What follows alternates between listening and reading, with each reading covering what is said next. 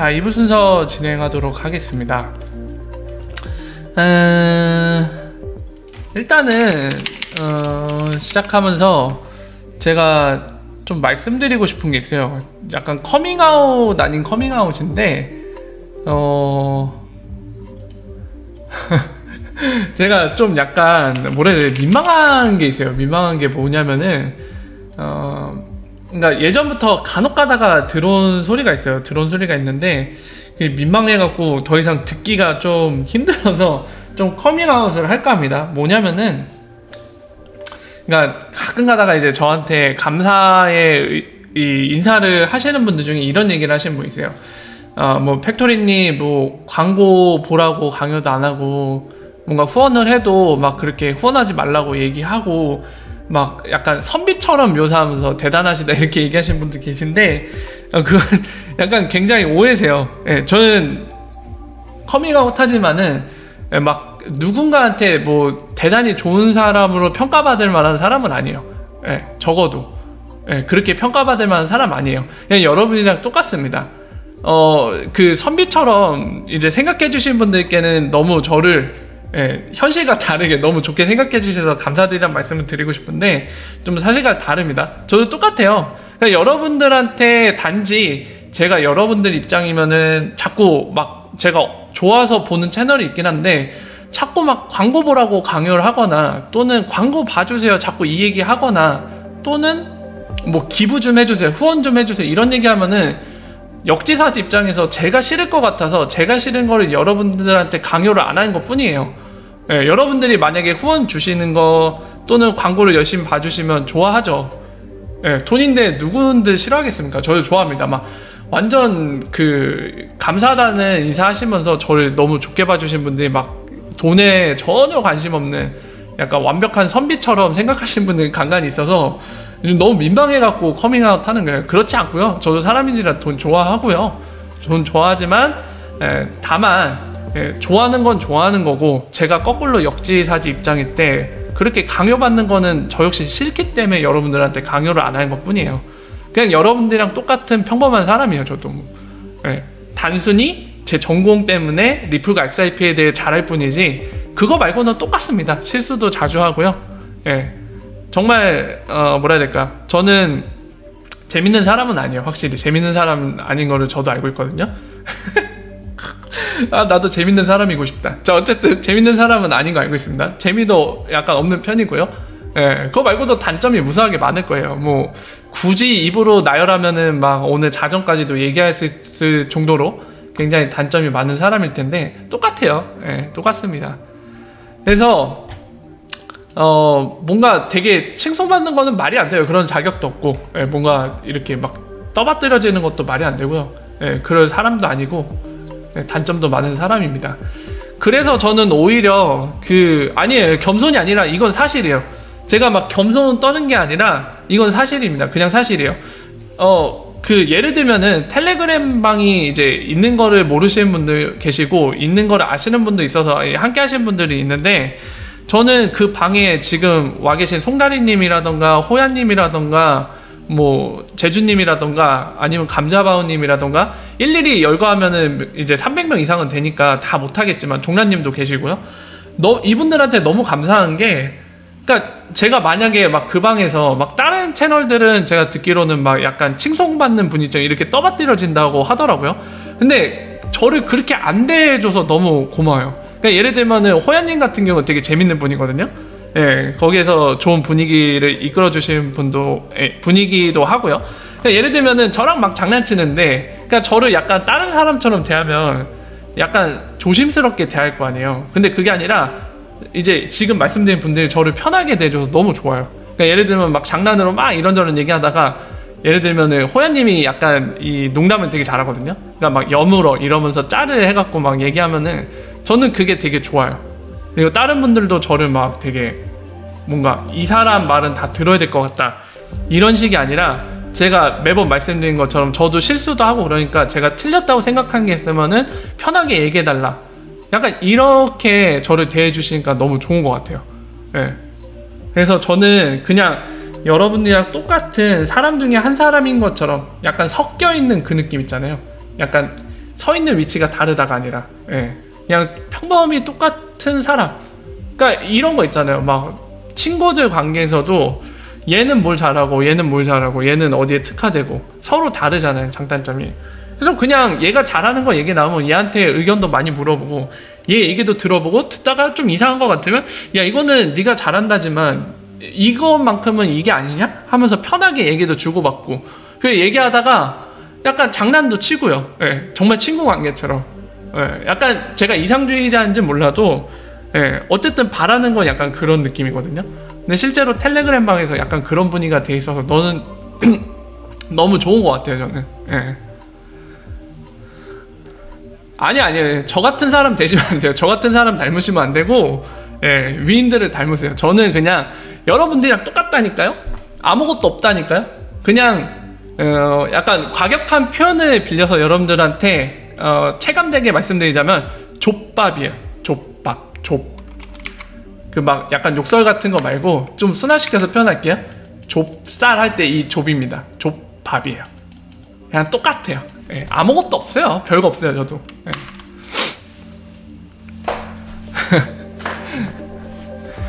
그래서 저는 그냥 이런 분위기로 쭉 갔으면 좋겠어요. 그 어떻게 보면 여러분들은 저를 어떻게 생각하실지 모르겠어요. 근데 저는 그러니까 여러분들을 지금 우리가 함께 있는 이곳에서 만난 여러분들을 저는 어떻게 생각하냐면 리또속이라고 이제 네이밍도 달려있는 이 XIP가 예, 맺어준 인연이라고 생각을 합니다. 물론 이제 서로 얼굴을 못 본 사이기는 하지만은 그래도 어떻게 보면 XIP라는 매개체 때문에 서로 알게 되는 사이잖아요. 얼굴은 비록 모르지만.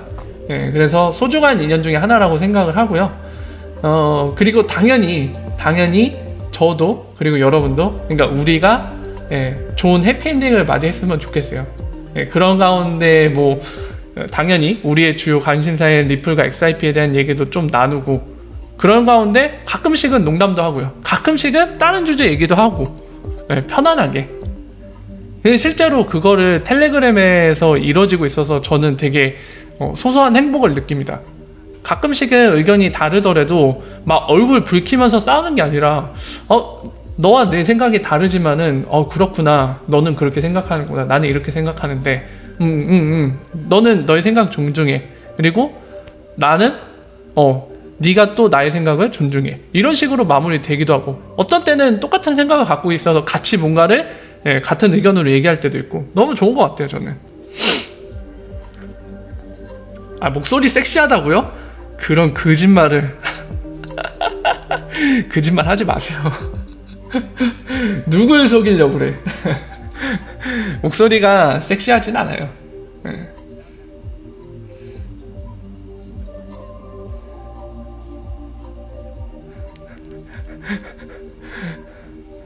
호연님 운두네코 아니냐고요? 저요? 저 얘기한 거예요? 초야를 호야로 봤어. 운두네코 아니냐고요? 아니요, 해커 아니에요. 저는 그냥 직장인이에요. 월급쟁이입니다. 리또속 피해자 모임이라니 갑자기 슬퍼지네. 아니, 해피엔딩 될 거예요. 네, 되리라고 믿습니다. 그냥 그래요. 갑자기 너무 과분한 그런 시선을 받다 보니까 오늘도 그런 얘기를 들어갖고 커밍아웃 좀 했어요. 예. 그러니까 편하게 절 대해줬으면 좋겠어요. 그래야지 저도 좋을 것 같아요. 예.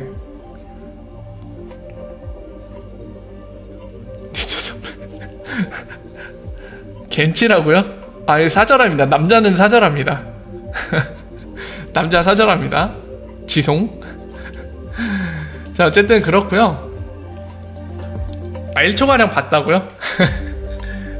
제 얼굴을 보셨으니 아마 로버트 가르시아님은 좀 시력이 한 0.2 정도 까지지 않았을까. 그 정도는 하향을 먹지 않았을까 싶네요. 자, 어쨌든 이제 본론을 좀 얘기해볼까요? 간단히 한번 정리를 하면은 일단은 그 미국 하원에서 언급된 거는 특별히 뭐 XRP나 리플사의 사업이 되게 뭐 어마어마하게 잘 되고 있거나 이게 반드시 뭐 국회 사이에서 더군다나 이 아까 보신 금융서비스위원회 거기에서 뭔가 즉각적인 도입이 필요합니다 이런 이유 때문에 언급이 된 건 아닙니다. 왜 그런 이유 때문에 언급이 된 게 아닌지는 아까 상세히 그 전후 사정까지 합쳐서 설명을 드렸죠. 근데 적어도 아까도 말씀드렸지만 그런 목적으로 언급된 건 아니지만 적어도 금융서비스위원회 그 하원들이 XIP나 리플에 대해 알고 있는 의원도 존재하는 거고요. 그리고 디테일하게 한 번 더 가면은 리플사와 XIP를 구분을 잘하고 있다는 거. 이거 구분 못하는 사람들 꽤나 있거든요. 관심 없는 사람들은 구분 잘 못하죠. 근데 정확하게 구분을 하고 있고 알고 있다는 거. 그리고 크립토 커런시에 대해서 긍정적으로 생각을 하고 있다는 거. 대다수가. 이거는 상당히 플러스 요인이죠. 아니 트럼프님 밴. 자 어쨌든 그래서 이제 소식 전달할 때 아까 말씀드린 거는 이 정도로 요약해서 정리를 할 수 있고요. 그리고 지금 잠깐 화면에도 보였지만 혜연비님이 SBI 이번 보고서 있죠, IR 자료 프리젠테이션 내용을 정리를 해주고 계신데 아마도 OD에 관련된 내용이 또 없는 모양이네요. 저는 새로운 내용이 추가됐길래 OD에 관련된 걸 언급했을 줄 알았더니만 그게 또 아니네요. OD에 도대체 언제 시작할 거니 SBI. 아우 정말. 어쨌든 조만간 영문으로 된 것도 올라올 겁니다, 프리젠테이션. 그래서 혜연비님이 잘 정리해 주신 내용과 그리고 나머지 또 한번 영어로 된 프리젠테이션 PT를 참고하면서 어떤 새로운 소식들이 있는지 같이 볼 거고요. 그리고 또 하나는 뭐였죠? 또 생각이 안 나네요. 이 소식이랑 빗소 관련된 거, 빗소 관련된 거 좀 볼게요. 리플사 상장하고 XIP를 배당 주면 좋겠다고요? 그것도 방법일 수 있겠죠. 그러니까 XIP를 그렇게 주주들한테 줌으로써 이해관계자로 만드는 것도 하나의 방법일 겁니다. 실제로 지금 SBI가 그 방법을 쓰고 있어요. 되게 웃긴 놈들이죠. 하여튼 진짜 웃겨요. 보면은 이해관계자로 같이 편입을 시키려는 거죠. 본인들의 주주, SBI 그룹의 주주들을요.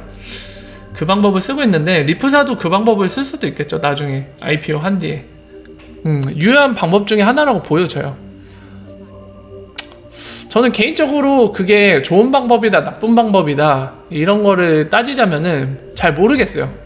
그냥 결과로서 판정될 게 아닌가 싶거든요. 좋은 결과가 나오면 좋은 방법이었던 걸로 판정될 거고, 만약에 그게 나쁜 결과로 나오면은 좋지 않은 방법으로 판정되겠죠. 그러니까 그냥 유효한 수단 중 하나로 보여져요. 그 수단의 좋고 나쁨은 결과로서 이제 말해질 뿐이죠. 지금 같은 경우는. SBI 너무 구라치는 것 같다고요? 그래요? 그거까지는 모르겠는데 확실한 거는 느리긴 해요. 우리의 기대만큼 빠르게 사업 진행을 못하고 있는 건 맞는 것 같습니다. 야, 키타오 이빨 그렇게 까더니 뭔가 빠르게 보여줘야 되는데 좀 느린 감이 없지 않아 있네요. 굉장히 느리네요. 느려.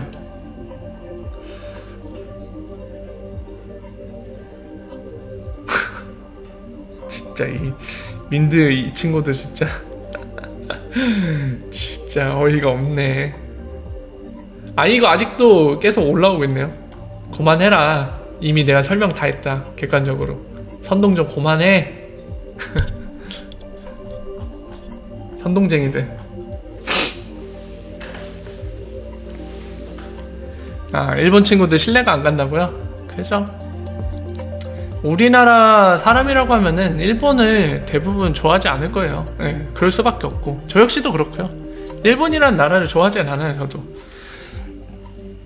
근데 확실하게도 그거는 잘 구분을 해야 될 것 같더라고요. 되게 어려운 구분인데 지금 현재 우리랑 비슷한 또래의 일본인들 있잖아요. 그러니까 우리나라를 그렇게 강압적으로 힘으로 지배했던 조상들을 두고 있는 현재 일본인들, 그 사람들을 어떻게 볼 건지는 참 어려운 문제인 것 같아요. 역사 인식을 제대로 하고 있다면은 나쁜 사람으로 안 봐야 되는지, 아니면 일본 자체가 여전히 그 국가가 우리나라한테 깔끔하게 사죄를 안 하고 있기 때문에 일본이라는 나라의 모든 국민들을 어느 정도 싫어하는 게 맞는지 참 어려운 문제인 것 같습니다. 정답이 없는 문제 같아요. 참 어려워. 일본이랑은 진짜 이 뭐라 해야 될까요? 앙금이 풀리는 데는 오랜 시간이 걸릴 것 같아요. 근데 명확하게도 그건 있지 않으세요, 여러분들? 독일이 그랬던 것처럼 일본은 반드시 좋은 사이가 되고 싶으면 우리나라에 진짜 끝없이 고개를 숙이는 사죄를 해야 돼요. 지금의 독일처럼. 그게 선행되지 않고서는 일본이랑 우리나라 사이의 앙금은 풀리지 않을 거예요. 절대로 우리나라한테 그만해라 이런 얘기를 해서는 안 되는 거라고 생각을 해요. 저는 독일처럼 끊임없이 고개 숙이고 끊임없이 사죄하고, 네, 그게 먼저 선행되지 않으면 그딴 얘기를 하면 안 돼요. 우리나라한테. 네, 그만하자 이러면서. 언제까지 그거를 울고 먹을래 이러면서. 그딴 소리 하면은 진짜 사람 새끼들도 아니죠. 절대로 해서는 안 되는 겁니다. 양심이 있다면.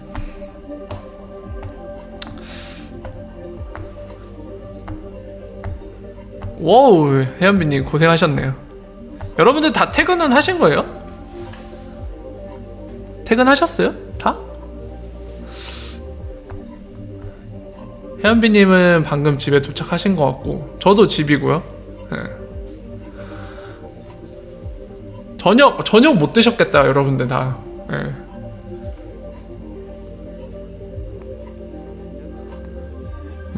쿠스코님은 그렇게 생각하시나 보군요. 오늘 처음 뵙네요. 쿠스코님 반갑습니다. 일단은 증권 여부에서 벗어나지 못한다는 점. 네. 자, 쿠스코님 얘기도 한번 볼까요? 네, 재밌는 주제거리인 것 같아요. 잠깐 한번 보죠. 저도 여기에 대해서 좀 언급을 하고 싶은 게 있어서 잠깐 볼까요? 세 가지를 얘기하셨는데 증권 여부에서 벗어나지 못한다는 점, 이거는 수동적이에요. 리프사가 어떻게 못해요. 네, 소송 걸리면은 대응해야 되잖아요. 근데 소송 자체를 못 걸게 할 수는 없죠. 법이 그러니까. 그래서 이제 제가 말씀드린 게 능동적으로 해결을 볼 수 없는, 수동적으로 될 수밖에 없는 상황이죠. 그러니까 능동적으로 그 근본 증권 이슈 해결이 되려면 법으로서 정리가 돼야 돼요. 더 이상 왈가불가 할 수 있는 여지가 없는 그 상태, 당연히 법으로 정리되는 거죠. 그래서 수동적인 입장이라 이거는 뭐 어떻게 할 수 없고 계속 얘기 나올 거고요. 법으로 정리되지 않는 이상. 그리고 리브라가 XRP 향후 위협이 될 수 있다는 점. 리브라는 모든 암호화폐에 대해 위협입니다. 비트코인도 리브라가 성공해서 이게 가면은 글로벌 커런시로 가면 비트코인도 아마 사라질 겁니다. 무슨 의미가 있겠어요. 얘가 그냥 원커런시인데 그냥 글로벌에서 세계 모든 나라에 통용되는 거에다가 게다가 크립토 커런시의 그 장점을 갖고 있기 때문에 시간과 공간의 제약을 안 받아요. XRP 뿐만이 아니라 비트코인 필요한가요? 의미가 없을 것 같은데? 심지어 법정화폐까지 얘가 위협할 수 있을 정도로 각국에서 지금 막고 있는 거잖아요. 못하게. 그런 거를 고려한다면 XRP 뿐만이 아니라 다 위협이 되는 거죠. 물론 이제 XRP도 포함이고요. 당연한 얘기고. 그리고 마지막에 이제 XRP가 여전히 매력적인지 모르겠다고 하시는데 뭐 그렇게 판단하셨으면은 그죠, 자유니까 그거는 그렇게 판단하실 수도 있죠. 박해나님 어라어라. 백시현님도 어라어라 어서오세요. SBI도 그만 구라치고 빨리 좀 하지. 동감해요. SBI가 빨리 좀 움직였으면 좋겠어요. 주커버그를 암살한다고요? 근데 페이스북은 모르겠어요. 저는 모르겠어요. 페이스북이 얼마나 지속될 것인가. 뭐 향후 10년이나 향후 15년 뒤 또는 그 이상 20년 뒤에도 페이스북이 오늘날처럼 건재할 것인가에 대해 생각을 해봤을 때 저는 개인적으로 미지수인 것 같아요. 물론 건재할 수도 있는데 요즘 페이스북 삽질하는 거 보면은 얘네 삐끗하면은 넘어질 수도 있을 것 같거든요. 넘어져서 못 일어날 수도 있을 것 같아요. 개인정보 관련된 이슈가 계속 터지고, 여러분들 같이 보셨는지는 모르겠지만 미 하원에서 청문회 할 때 주커버그 완전 두들겨 먹어졌잖아요. 제가 대바대 하면서 여러분들한테 설명드린 적 있잖아요. 같이 보면서. 같이 보셨던 분들도 계실 겁니다. 그때 미 하원들이 진짜 세게 공격했어요. 너 바보 아니냐? 약간 이 식으로 공격을 했어요. 지금 내가 이걸 물어보고 있는데 무슨 엉뚱한 대답을 하냐? 하면서 얼마나 심리적 압박을 받았으면은 주커버그가 진짜 무슨 바보처럼 어버버버 했어요. 어버버버. 막 어버버버버버. 그거 보면서 되게 깜짝 놀랐다니까요. 아, 주커버그가 뭐 똑똑한지 뭔지는 잘 모르겠지만 적어도 그 청문회 때는 진짜 제가 봐도 야, 저거 너무 어버버버하고 동문서답하는데 문제가 있다. 약간 그럴 정도였어요.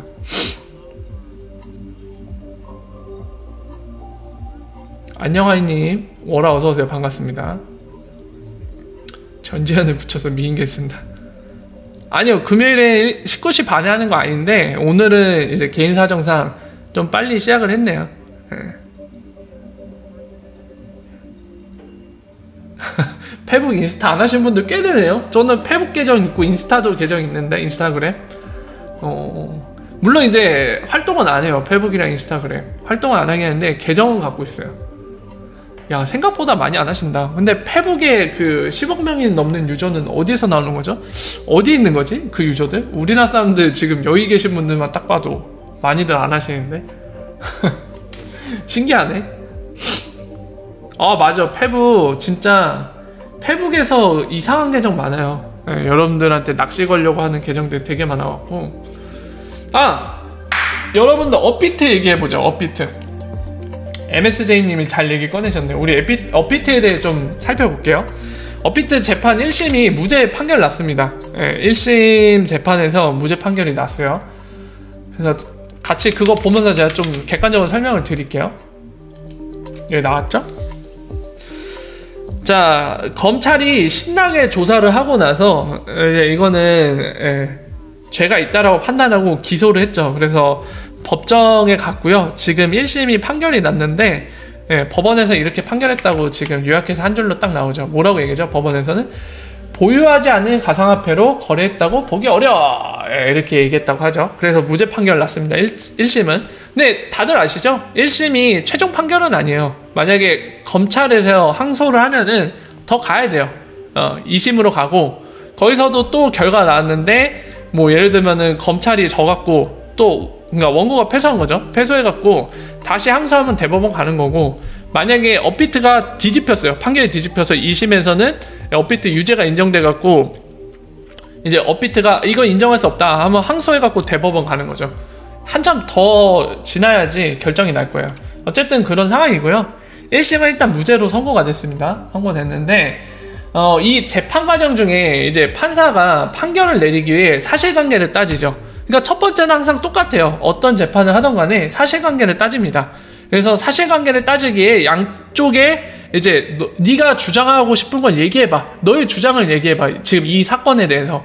그걸 다 물어보죠. 그리고 필요에 따라 증거물이라던가 또는 필요에 따라 이 주장들을 뒷받침해줄 증인들을 양쪽에서 신청을 해갖고 그 얘기들을 현장에서 판사들이 듣죠. 그래서 이런 증거들이나 또는 증인을 통한 이 양쪽의 주장을 다 듣고 판사가 결국에 결정을 하는 거잖아요. 판결을 내리는 거잖아요. 자, 그렇기 때문에 이 재판 과정 중에 판결 전까지 양쪽의 주장과 그걸 뒷받침하는 증거들, 이런 것들을 보거든요. 객관적인 사실들. 보면은 그 객관적인 사실들이 지금 공개가 된 거죠. 보면은 이게 사실관계입니다. 사실관계, 이거는 사실관계라기보다는 공소장에 나온 내용 같네요. 기소됐다라고 얘기하니까. 그러니까 검찰이 업비트 이제 기소할 때 공소장에 이렇게 돼 있는 거예요. 2017년 9월부터 11월까지 업비트가 숫자 8이라는 아이디가 8이에요. 숫자 8 하나 요거. 그래서 이 아이디를 개설하고 이 아이디에 1221억 원 규모의 자산을 예치한 것처럼 꾸미고 가짜거래, 자전거래를 얘기하는 거죠. 가짜거래를 계속해서 실제 회원들의 거래를 유도했다. 그리고 이걸로 부당이득을 얻은 혐의로 기소했다라는 거죠. 그래서 사기 혐의를 적용했는데, 근데 일단 사실관계, 이 안에서 증거물이 뭐가 제시되고 했는지는 기사에 안 나와있네요. 그냥 검찰 쪽에 이 기소할 때 이 주장 내용만 있네요, 기사에는. 그래서 결국에는 뭐 증거로 어떤 얘기들이 나왔는지는 모르겠지만 결국에 재판부의 판단은 그겁니다. 이 제시한 증거 뭔진 모르겠지만 기사에 안 나왔으니까 이 증거를 봤을 때는 검찰 니네가 주장한 것처럼 업비트가 아이디 8에 자산을 예치했다고 인정할 수 없다. 그래서 사기 혐의 적용이 안 된다는 거죠. 전제가 그거잖아요.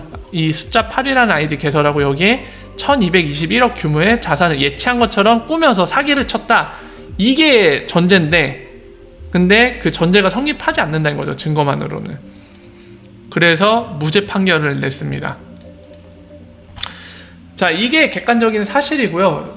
아쉬운 게 증거도 약간 언급할 수 있으면 증거 내용이 뭐였는지도 알면은 우리가 좀 더 이 사건이 어떠한 그런 내부적인 정황들이 있었는지를 좀 알 수 있을 텐데 그런 거는 언급이 안 돼 있네요.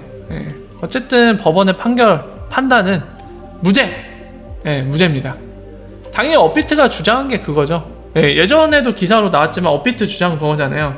그러니까 유동성, 실제 유저들이 거래를 할 수 있도록 초창기니까 유동성을 만들어내기 위해서 그런 행위들을 좀 했다라고 얘기를 했죠.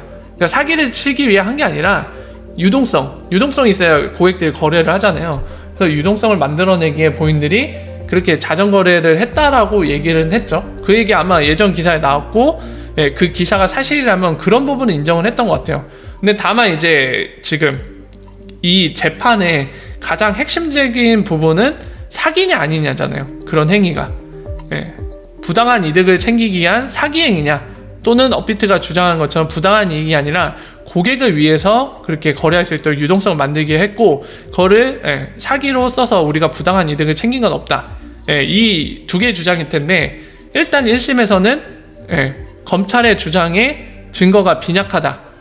그렇게 인정할 수 없다라는 판단을 해서 패소한 거죠. 검찰 패소, 업비트 주장을 들어준 거죠. 무죄 판결을 내린 겁니다. 그래서 그 내용이에요. 당연히 그거 하겠죠. 항소하겠죠. 검찰이 자존심이 있지. 항소하겠죠. 그대로 포기하려나? 포기할 수도 있겠죠. 모르겠어요. 어떻게 할지. 항소하려는지 안 할지 모르겠습니다. 진호 형님도 워라 어서오세요. 반갑습니다.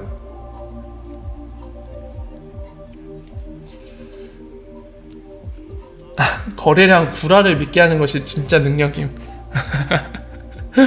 자, 그래서 여러분들 이 업비트 사건에서 중요한 거는 이제 업비트가 유죄냐 아니냐 보다는 제 개인적인 의견이에요. 제 개인적인 관점에서 더 중요한 건 뭐냐면 아까 이제 쿠스쿠님도 얘기했지만은 암호화폐 거래소들이 자전거래라는 걸 할 수 있잖아요. 근데 알겠어요. 본인들이 선한 의도를 갖고 진짜 양심적으로 고객을 위해서 고객만을 위해서 자전거래를 하려고 할 수도 있겠죠. 근데 그런 게 허용돼야 될까요? 저는 허용되면 안 된다고 봐요. 왜냐면 핑계거리로 전락할 수도 있잖아요. 그게 자전거를 돌려놓고 본인들 부당한 이득 챙기기 위해서 자전거를 돌려놓고 그러니까 허위 정보죠. 사실 허위 정보잖아요. 고객 입장에서는 그런 거래가 고객 간에 전혀 있지도 않았는데 거래량이 있는 것처럼 속이는 거잖아요. 아무리 좋은 의도라지만 속이는 거죠. 이런 게 허용되면은 나중에 막 선한 의도로 그랬다고 뻥치면서 디펜스 할 거 아니에요. 어떻게 보면 시장 교란이죠. 저는 시장 교란으로 생각합니다. 개인적인 의견으로는.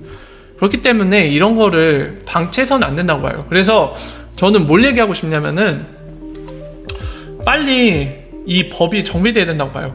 그러니까 이런 암호화폐라는 새로운 게 탄생하면서 당연히 이 암호화폐를 거래하는 플랫폼인 암호화폐 거래소가 생겼잖아요.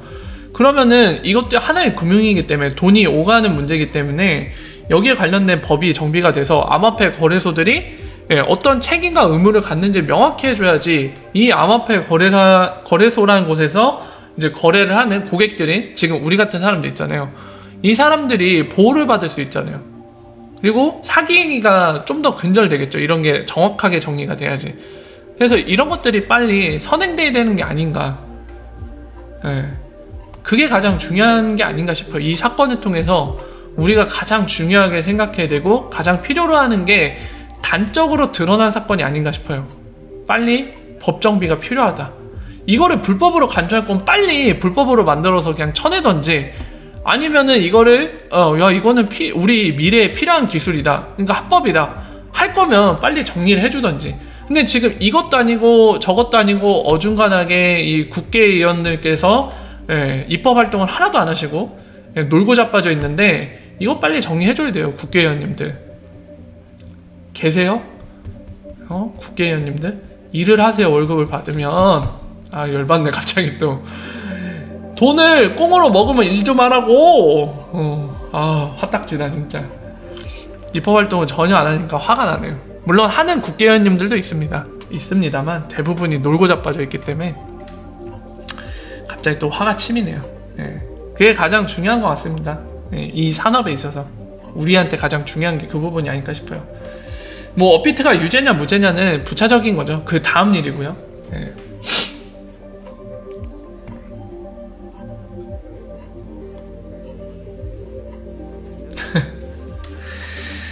자, 그렇습니다. 비트코인이 어떻게 움직이냐가 단기적으로 제일 큰 관심사일 것 같아요. 아, 코스퍼님이 비트코인 얘기하니까 여러분들 그 얘기 들으셨어요? 저 벡트가 뭐 거래량이 전혀 없다라는 얘기 들었거든요. 사실인가요? 한번 보러 가죠. 저도 막 그냥 요즘 너무 바쁘고 몸도 안 좋아갖고 자세히 못 봤는데 벡트가 뭐 거래량이 빵이라는 소리 있었는데 무슨 거짓말이야. 이씨, 거래량이 있구만. 네, 있습니다. 방금 이제 왜 이거를 보려고 했는지를 설명드리고 있었는데 있네. 거래량 뭐가 없어. 여기 써있네. 444개. 그래서 그 기사 때문에 사람들이 막 그런 얘기를 하는 거 봤어요. 트위터에서도. 혹시 망한 거 아니냐. 이 뉴욕증권거래소를 운영하는 IC 거기에서 만든 게 벡트인데 벡트 이렇게 거래량이 없어서야 비트코인도 망한 거 아니냐. 대빵인 비트코인이 망했으니까 암호화폐 시장 자체가 다 망하는 거 아니냐. 이런 얘기를 하는 거 본 적이 있거든요. 얼핏 지나가면서. 근데 있네요.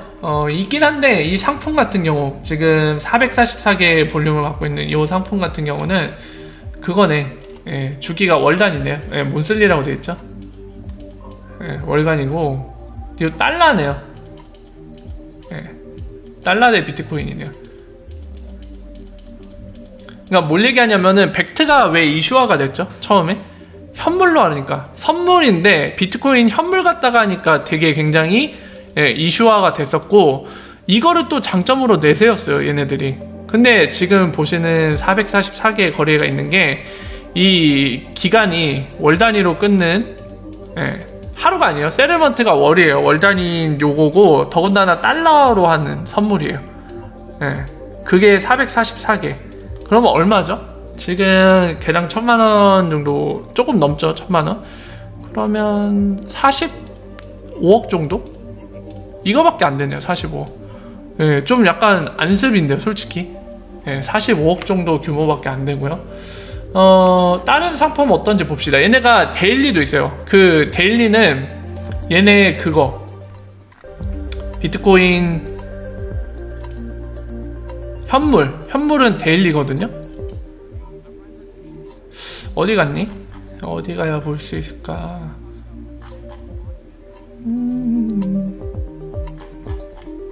뭐 이렇게 어렵게 만들어놨어 사이트를.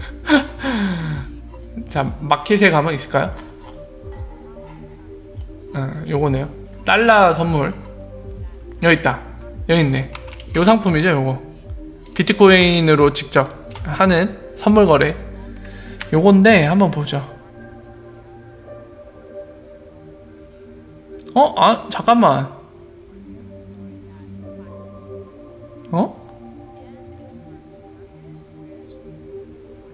잠깐만요 여러분들. 왜 다 달러가 달렸지? 제가 착각했어요. 여러분들 잘못 설명드린 것 같아요. 이거 아까 그거 아니다. 잠깐만요. 제가 착각했어. 아니네. 현물 그 비트코인으로 하는 거네요. 제가 착각했어요. 비트코인으로 한 거예요. 정정할게요. 비트코인을 하는 거예요. 이 가로치고 달러의 의미가 그거네. 비트코인 가격을 달러로 정리했다는 의미로 그거네요. 그냥 비트코인 현물로 하는 거예요. 세틀먼트를 비트코인으로 하는 그 거래입니다. 월간으로 하는, 월 단위로 하는. 착각했어요 제가. 그리고 이거 데일리도 한번 볼까요? 데일리도 데이터가 있나? 봅시다. 데이터. 하루 단위로 끊는 거는 안 보여주네요. 데이터 안 뜨고요. 그리고 옵션 거래 시작했나요? 없네? 아직 시작 안 했나 본데요? 데이터가 없네요. 자, 그래서 정리를 하면은 아예 없는 건 아니에요. 아까 보신 것처럼 조금 더 올랐네. 그 사이에 아까 444개였는데 469개로 됐어요. 이게 하루치인가? 잠깐만요. 제가 착각했다. 또 정정해야 될 것 같은데 잠깐만요. 이거 15분 정도의 딜레이가 있다고 하고, 이 지금 볼륨이 기준이 뭘까요? 3달치로 해도 안 바뀌네. 하루 동안에 이건가? 뭔가 불명확한데요? 잠깐만, 스펙을 가야겠다.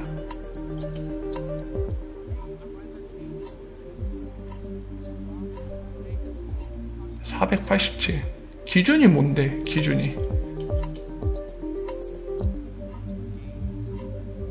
아니, 기준이 명확하지가 않아. 이 그래프는 가격 그래프고요, 시간에 따른 가격이고, 계약이 지금 요건 79라고 돼 있네. 요거 볼까요?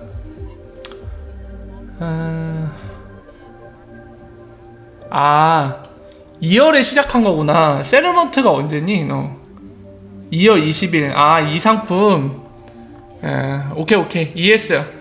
자, 2월 20일 날 종료하는 게 현재 487이에요. 이 상품이 스타트 언제 했는지 보면 되죠.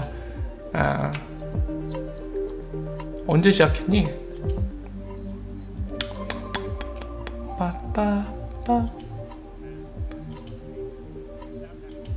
그건 안 뜨네. 아이 정말. 자, 그리고 3월 20일 날 끝나는 거 지금 미리 하고 있는데 그게 79개 돼 있고, 4월 20일 날 끝나는 거 그 명칭으로 한 것 같아요. 계약 명칭을 5개가 돼 있고, 그 얘기네요. 자, 그러면 우리 한번 비교를 해보죠. 벡트가 이 정도인데 CME 그룹 거를 한번 보면은 비교하기 딱 좋거든요. 얘네는 시작이 좀 빨랐죠. 2017년 12월인가 그럴 거야 아마. 얘네가 CME 그룹 것도 볼게요. 얘네는 얼마나 선물 거래가 되고 있는지. 얘네는 비트코인 현물로 안 합니다. 달러로요, 달러. 데이터 좀 봅시다. 시장 데이터.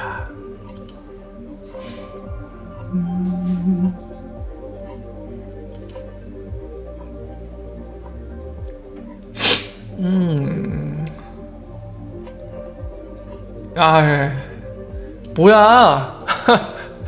뭔데. 압도당하네. 여기 보이세요, 볼륨? 네, 상대가 안 돼요, 벡트. CME가 훨씬 많아요. 물론 여긴 달러예요. 그 차이는 있습니다. 얘네는 이 거래를 달러로 주고받아요. 세르먼트 할 때도 달러로 받아요. 비트코인이 아니라. 근데 3,443개. 네, 똑같은 스펙 기간인 게. 압도하네요, 여기가. 완전 압도하네요, 볼륨에서. 벡트가 적긴 적네요, 확실히. 네, 그 차이는 있네요. 거의 한 10배 차이. 10배 가까이 차이 납니다.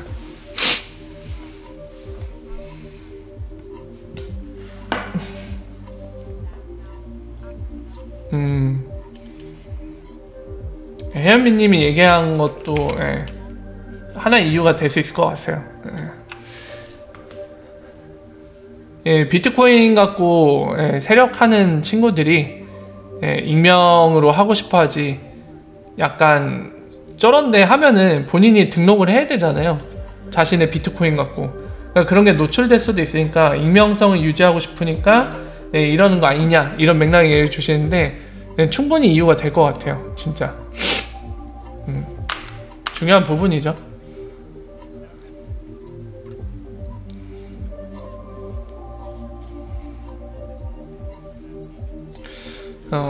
두루라이언님 얘기도 잠깐 볼까요? 스타벅스가 올해 비트코인으로 결제 지원하면 비트코인 수요가 상승하지 않을까, 이 질문을 주시는데, 일단은 암호화폐 결제에 관해서 제가 두 가지가 존재한다고 말씀드렸죠. 중요한 거 크게 두 가지에 나눌 수 있는데, 요거죠. 결제를 지원하는 게, 예를 들면은 비트페이 예를 들까요? 우리한테 친숙한 예가 될 수 있으니까 비트페이. 자, 비트페이에서 만든 카드가 스벅에서도 결제가 가능하다. 근데 얘가 XRP를 지원한다. 고객님이 우리가 발행한 카드에 XRP를 집어넣은 상태면 이걸로 스타벅스 가서 결제가 가능해요 해요. 이럴 때 두 가지 경우가 있거든요. 자, 비트페이 당연히 우리가 XRP를 집어넣은 상태여야지 이 암호화폐로 결제라는 걸 시도해볼 수 있으니까 이거는 1번이나 2번이나 동등해요. 근데 뭐가 그 뒤에 차이가 있을 수 있냐면, 스타벅스 입장에서 뭘로 받느냐, 이게 중요합니다. 첫 번째 경우는 스타벅스는 그냥 달러로 받을 수 있겠죠.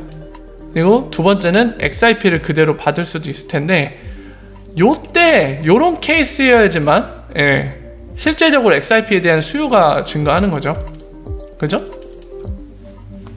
만약에 위에 같은 경우면은 여러분들 굳이 달러권이면은 굳이 XIP로 이걸 하겠어요? 내가 들고 있는 것도 달러인데 굳이 요걸로 바꿨다가 다시 요걸로 결제? 이런 행위를 할까요? 안 하죠. 그냥 달러로 그냥 바로 결제하는 게 맞잖아요. 뭐하러 이 교환하는데 시간과 수수료를 낭비해요. 직방으로 하면 되지. 그래서 이런 식으로 됐을 때가 제가 말씀드린 보편적 수용성이라는 건데, 실제로 뭔가 재화를 판매하거나 또는 재화를 사고 싶어하는 쪽, 또는 서비스를 제공하거나 그 서비스를 받고 싶어하는 쪽, 그러니까 대가를 지불하려는 쪽이죠. 서비스를 제공받음으로써 이 양쪽이 둘 다 XIP로 지불할 의사를 갖고 있고, 그리고 재화나 서비스를 제공한 쪽, 대가를 받을 쪽 역시도 XIP를 받을 의향이 생기면 그때가 바로 보편적 수용성이 생긴 거죠. XIP라는 게 미디엄 오브 익스체인지가 되는 거잖아요. 가치 교환 수단도 되고 이런 지불할 수단도 되는 거고, 그런 상황이 돼야지 수요가 상승하는 건데, 그게 안 되면은 크게 의미는 없어요.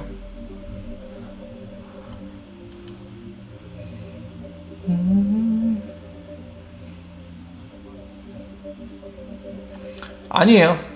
지금 방금 설명했는데 그게 아닙니다. 서드 파티가 본인이 암호화폐 받고 그거를 법정화폐로 바꿔서 주는 형태면은 약간 저런 차이에 따른 그런 정확한 내용도 이해를 하셔야 돼요.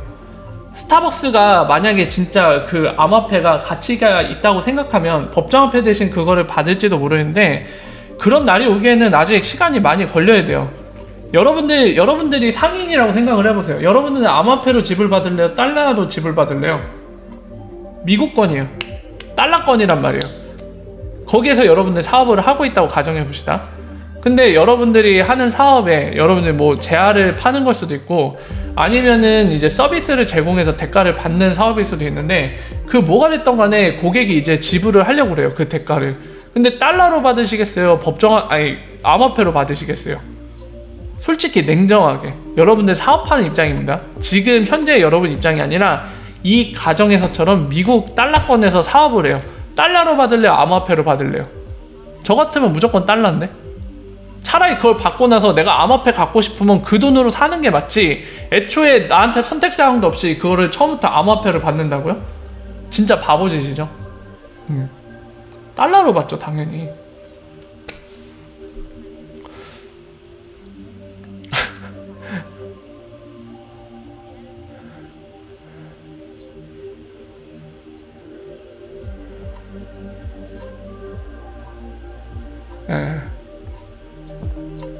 일단은 비트코인은 지금 몇몇 분이 지적하신 것처럼 세틀먼트도 느리죠. 그 트랜잭션 처리하는데 리얼타임으로 안 되기 때문에 굉장히 어려운 부분, 에러사항이 많은 부분입니다. 그거는 쉽지 않아요.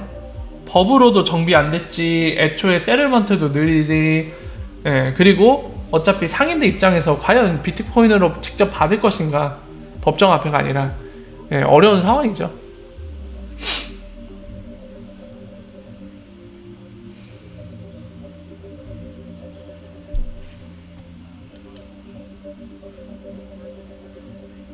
이거는 가능한 시나리오예요. 드루라이언님. 가능해요.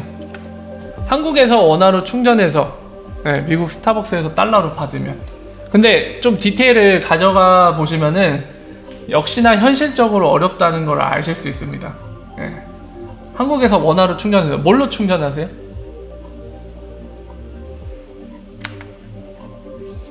뭘로 하시나요?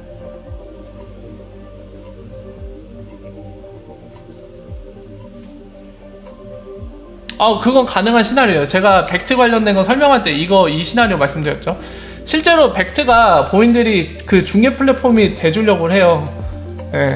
그러니까 본인들이 비트코인의 가격 변동성 리스크를 감당을 하겠다는 거죠. 이게 가장 그거거든요. 가격 변동성.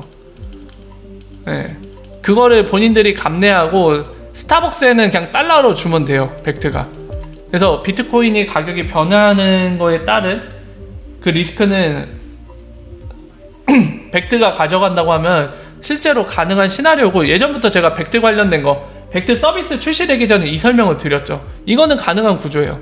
근데 벡트가 이거를 얼마나 오랫동안 본인들이 리스크를 감당할 수 있을까? 어느 규모까지? 그게 관건이 될 겁니다, 이 방식은. 예. 근데 결국에 벡트도 비즈니스 왜 하죠? 돈 벌려고 하는 거죠. 저걸로 돈벌이가 안 되면은 저짓거리를 할 필요가 없죠. 예. 그래서 만약에 저 리스크를 감당하면서 그만한 수익이 들어온다면 감당할 수 있겠지만은, 그게 아니라고 하면 저거는 계속 될 수가 없습니다. 예. 근데 그에 반해 XRP는 리얼타임 스왑이잖아요, 그냥. 예, 저거를 누가 리스크를 감당하는 게 아니라 저 리스크 자체를 없애버려갖고 리얼타임으로 바꾸는 거잖아요, 가치 교환을. 그 시점의 환율로 정확하게 교환을 해버리는 거잖아요. 예. 거기에서 이제 리프사가 장점으로 내세우는 거죠. 뭐하러 이런 환율 때문에 가격 변동하는 리스크를 해외 송금할 때도 그렇고 기업 대금 처리할 때도 그렇고 외환 시장에서도 이거를 감당하고 있느냐. 차라리 블록체인의 장점을 활용해서 그냥 그 순간 교환하고 싶어하는 그 시점의 순간의 환율로 상대방 둘 다 리스크를 안지 않게, 아니면 서드 파티 역시도, 제3자 역시도 그 리스크를 안지 말고 그냥 그 순간에 그냥 서로가 만족할 수 있게 수합을 하자는 거예요. 그게 리프사가 주장하는 겁니다. 이 주장이 이제 시장에서 정말로 이 방식이 좋다 해서 받아들여져서 쭉 가게 돼서 XRP가 브릿지를 다 하게 되면은 XRP 성공하는 케이스로 가는 거고요. 만약에 시장이 리프사의 주장보다 훨씬 좋은 방법이 있다, 다른 좋은 방법이 있다, 이거 안 써 해버리면은 XRP 망하는 거고요. 그겁니다. 돈으로 감당한다고요? 아무리 부자 회사더라도 계속 마이너스 하면서 유지는 할 수 없습니다. 뭔가 전략적으로 미래를 내다보고 미래에 언제쯤 ROI가 실현된다, 수익 분기점이 온다. 그러니까 지금 단기적으로 우리의 마이너스는 미래를 생각하면 감내할 만해. 결국에 우리한테 커다란 수익이 올 거니까. 이런 형태면 가능한데 그냥 주구장창 앞으로 미래도 없이 마이너스다, 이걸 계속 유지해봤자 그러면 아무리 큰 기업도 그거 감내 못합니다. 중간에 정리해버리죠.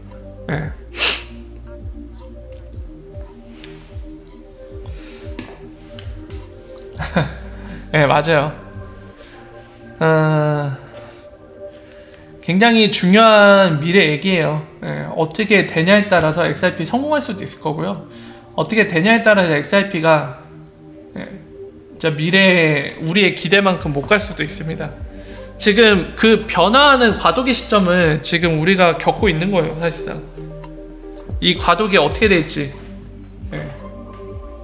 어쩌면은 우리 인생까지도 다르게 만들 수 있는 그런 트렌드, 그런 변화의 시점을 맞이하고 있는 것 같아요.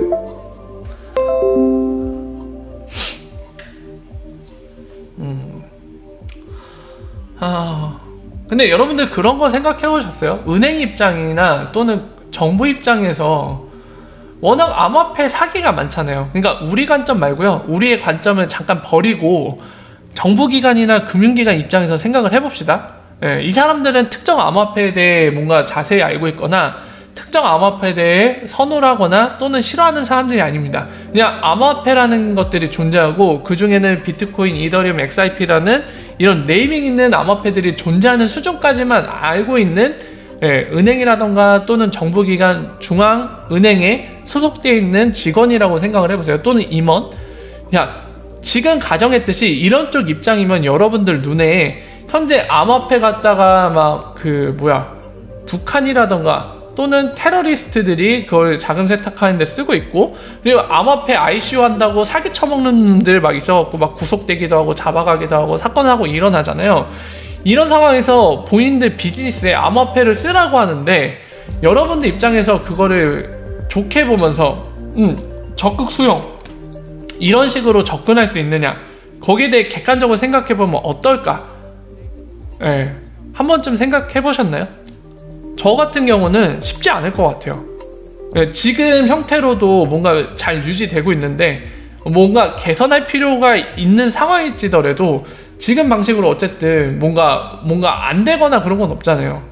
유지는 잘 되고 있잖아요.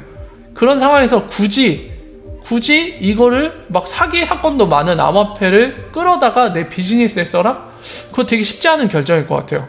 그렇기 때문에 저는 어떻게 생각하냐면 산탄데르라던가 이런 회사들 있잖아요.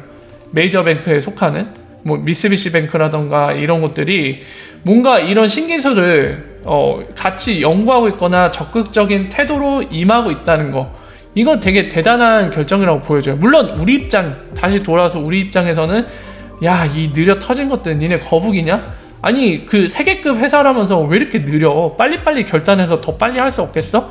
이게 우리 입장이긴 한데, 반대로 역지사지로 돌려서 생각해보면 저들 입장에선 이것조차도 대단한 결단일 것 같아요. 제 생각에는. 애초에 손 안 대는 방법도 있는데, 그럼에도 불구하고 어쨌든 뭐 되게 깊숙하게 손대고 있는 회사도 있을 테고, 반대로 살짝 한 발만 담그고 있는 회사도 있을 텐데, 어쨌든 간에 이걸 손대고 있다는 자체가 되게 그들 입장에서는 결단일 거예요. 고구마님 워라 어서오세요. 아, 컨디션은 좋지 않아요. 20년이요? 왜 갑자기 20년이야? 왜 갑자기 20년이에요? 아, 나 20년 싫어요. no. 저는 올해 안에 좀 그림이 나왔으면 좋겠어요.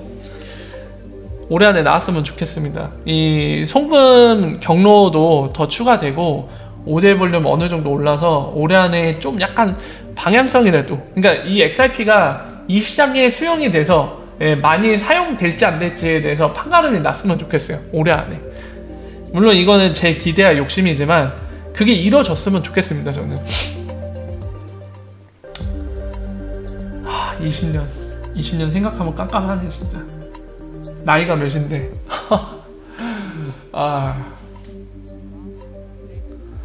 환갑돼서 XRP로 잔치하자고요? 세상에. OMG. 오마이갓. 끔찍하네요. 그러게 그 두루라이언님 얘기한 대로, 아니 메이저뱅크 언제 발표할 건데? 안 할 거야 평생? 아니 진짜 갑자기 또 그 짜증이 나는데 리프사한테. 아니 이거 메이저뱅크는 진짜 좀 브래드 갈링하우스가 자기 입을 책임졌으면 좋겠어요. 아니 그 무려 2년 전이에요. 2018년에 중순쯤에 그 떡밥을 던져놓고 그 떡밥 회수를 안 하고 있잖아요. 야, 완전 낚시지. 그래놓고 한다는 얘기가 NDA. 이건 좀 약간 무책임해요. 우리의 마음을 불지펴놓고 그냥 NDA라고 하면서 발을 딱 빼버리는가. 그거는 좀 되게 되게 짜증나. 되게 진짜 짜증나. 5대 볼륨 요즘 어떠냐고요? 많이 올라가고 있습니다. 다시. 오늘 열차 안 타냐고요? 예, 오늘 열차 안 탑니다. 집이 가장 안전한 상황이죠 지금. 맞아, 2018년에 한 곳 이상 쓴다고 했는데 있는지 없는지도 모르겠어요 지금. 자, 5대 볼륨 한번 보러 갈까요? 여러분들 오늘 특이하게 오늘은 SBI VC가 어떤 상태인지 한번 보러 가겠습니다. 야이씨, 너 나가. 어디서 스캠을 광고해? 나가. 뭘 또 너 바로 신고. 잘가. 이 양반 보냈어요. 어디서 또 스캔 광고를 하러 온 것 같죠. 무슨 실제 암호하면서. 어디 스캠을 광고해 우리한테. 우리 초짜가 아닌데. 자, 그 SBI VC 한번 보러 가죠. 자, 여기 간만에 접속을 해보겠습니다. 자, 제가 로그인을 좀 해야 돼갖고 옆에 화면에서 잠깐 진행을 할게요. 여러분들 화면에 아무것도 안 보인다고 해서 너무 놀라지 마십시오. 옆에서는 열심히 로그인 하려고 뭔가 토닥토닥 입력을 하고 있어요. 자, 로그인 시켜줘. 이 짜쓰기. 오케이. 잠깐만요. 무슨 OTP 번호로 보내주네? 생각보다 정교한데? 이메일로 OTP 번호를 보냈다고 합니다. 확인 좀 하고요. 볼륨이 어느 정도나 생겼을까요? 자, 입력을 했고요.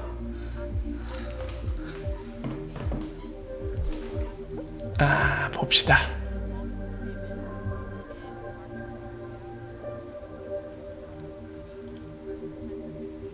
자, 여러분들 요거거든요.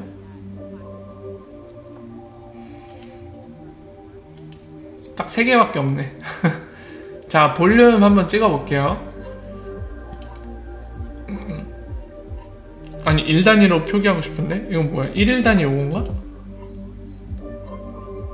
이거 1일 단위 아닌데?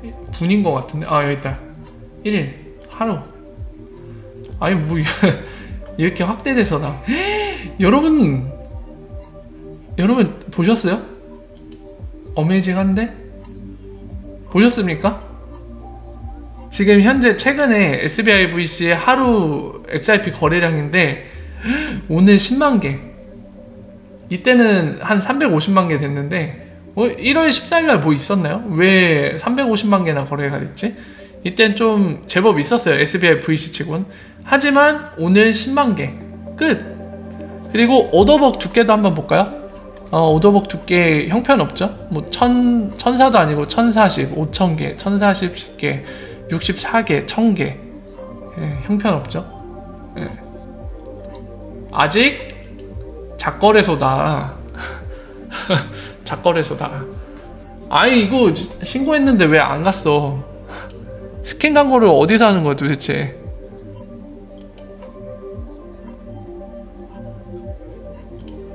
잘 가라. 예, 이 사용자 보냈습니다. 아니 왜 스캔 광고를 하고 자빠졌어? 이런 거 우리한테 안 먹힌다고. 네, 지금 SBI VC 보신 것처럼 형편없습니다. 이걸로 오디를 못 써요. 자, 오더북이 지금 XRP 1000개 정도 있다는 거는 한 20만원 정도 송금하는데 쓰일 수 있겠네요. 네, 이 이상 금액감은 비효율적이라 쉽지 않을 겁니다. SBI VC 아웃! 현재는 아무런 의미 없다, 지금으로서는. 비쏘 볼까요? 비쏘 관련된 인터뷰 기사는 내일 같이 살펴볼 건데요. 일단은 비쏘 현재 오디에 관련돼서 보면은 약간 더 증가했어요. 그러니까 제가 정체기가 좀 있었다고 말씀드렸잖아요. 작년 11월부터 한 12월쯤까지 1월 초까지도 약간 정체기였는데 지금 살짝 더 늘었어요, 그때보다. 되게 기하급수적으로 늘고 있는 추세는 아닌데 여전히 이 오디의 사용량은 우상향하고 있다. 그래서 아까 말씀드린 대로 그 메살이라는 곳에 인터뷰를 했어요, 비쏘 CEO가. 그래서 밝힌 팩트가 있는데 뭐냐면은 얼마였지? 제가 정확한 액수가 기억 안 나는데 250만 달러인가요? 네.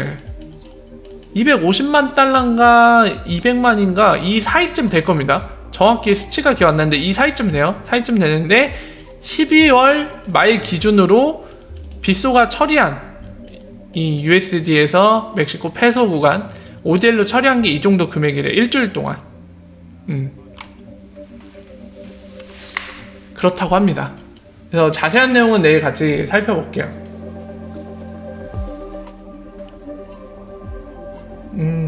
맞아. 이것도 되게 중요한 것 같아요. 자세꼬마님 얘기한 것도. 암호화폐들 중에 이렇게 사용이 실제적으로 존재하는 곳이 과연 있는가? 이 물음에 대해 자신있게 답할 수 있는 곳은 리프사밖에 없는 것 같아요, 현재로서는. 다른 암호화폐 자세한 건 모르지만 제 생각에는 없을 것 같거든요. 혹시 있나요? 있으면 좀 알려주세요.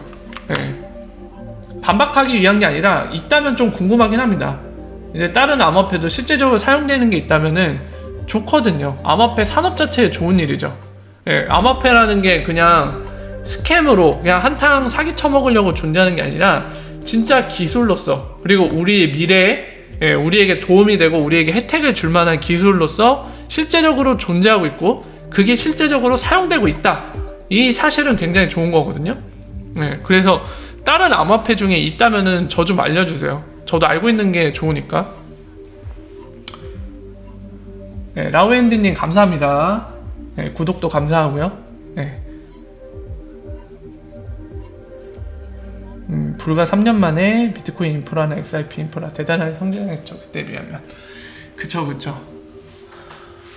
아, 리프사 주식 진짜 그거 사실인가요? 리프사 주식 그저께죠. 그저께 제가 설명하면서 그 해외 스튜어드 그 양반의 자료를 한번 봤었는데 출처가 없었죠.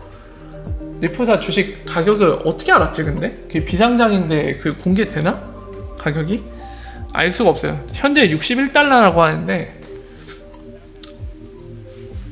그게 사실이라면 초기 투자자인 SBI는 진짜 떼돈 벌었을 거예요. 아마 엄청 떼돈 벌었을 겁니다.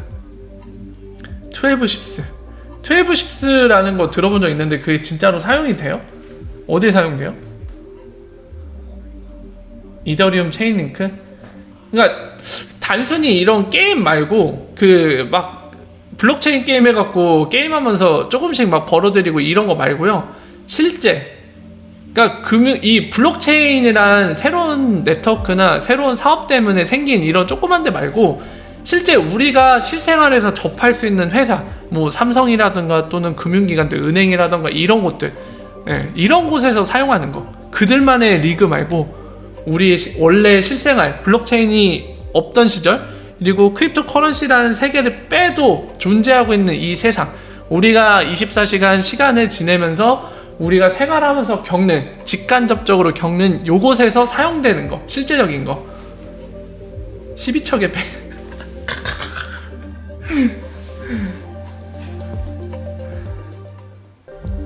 네, 그럴 수도 있을 것 같다고 생각을 해요. 라웬디님 지금 그 얘기 해주셨는데, 리플이 비트랑 시세가 같다면 시총 100경이 훌쩍 뛰어넘어 보이는데 언젠가 리플이 비트 시세에 뛰어넘겠죠. 그럴 수도 있고 안 그럴 수도 있고요. 오로지 성공하느냐 못하느냐에 달려있는 문제 같아요. 실패할 수도 있습니다. 네. 덴트라고 있었다고요? 그것도 들어본 암호화폐 같긴 하네요. 어디서 들어봤던 것 같아요. 비트코인은 캐시랑 SV 이런 게 다 쓰이긴 할까요? 그러게요. 지금 뚜렷한 현재 기준으로는 뚜렷하게 쓰이는 게 있는 거는 진짜 XRP 말고 들어본 적이 없는 것 같아요. 아, 브레이브. 근데 브레이브도 그들만의 세상이잖아요, 현재로서. 그냥 그거랑 똑같지 않나요? 예, 여러분들 혹시 림이라는 거 알아요? 림? 림이라는 이더리움 토큰이 있거든요. 요거 그거잖아요. 운동하면은 그 예를 들어 한 10km 걷기 달성하면은 막 10림 주고 막 이러잖아요. 브레이브도 똑같잖아요. 제가 듣기로는 브레이브도 그 브라우저 쓰면은 계속 적립을 시켜주잖아요. 보인드 암호화폐. 예. BAT인가? 표기상? 예. 이거 주잖아요. 뭐 그런 식 아닌가요? 이런 거 말고 아까도 말씀드렸지만 XRP처럼 실제 금융기관에서 쓰고 있는 거. 예. 그들만의 세상에서 이런 식으로 제공되는 게 아니라. 베네수엘라 대시요? 아니 근데 그거는 약간 실사용이라고 보기 힘들지 않아요?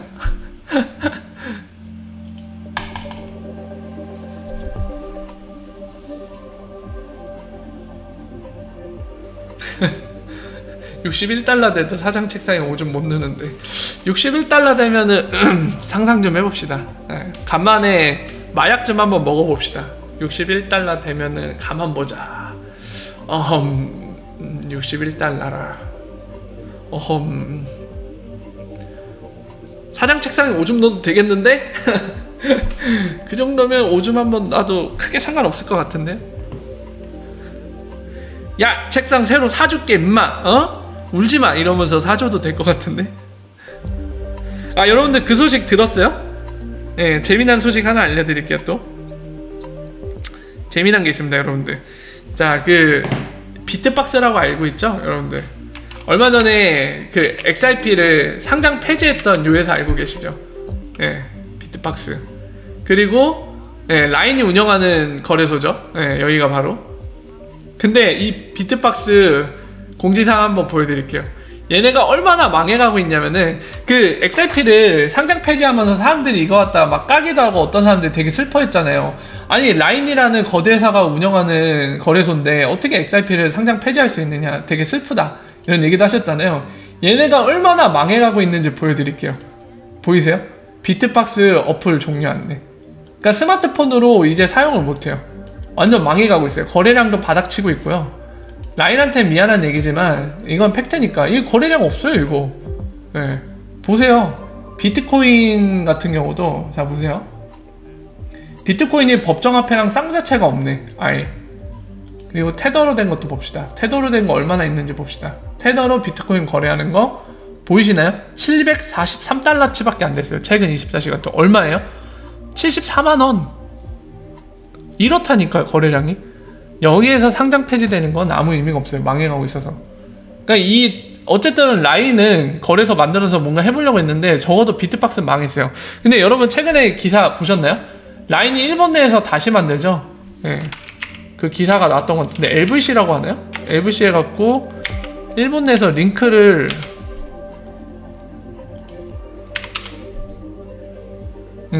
4월부터 일본에서 거래 시작한다고 기사 떴죠 최근에. 요거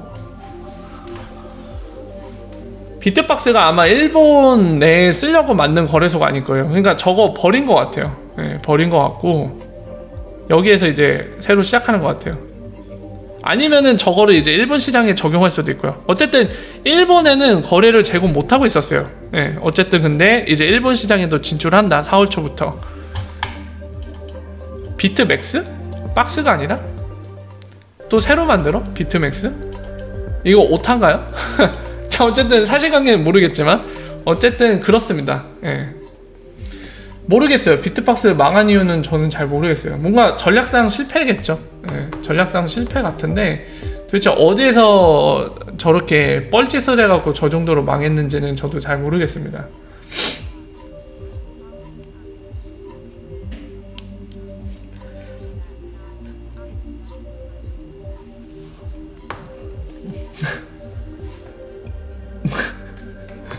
다들 마약을 섭취하고 계시네. 아 근데 상상만 해도 좋긴 하다. XRP 61달러면 와 쩐다 쩔어.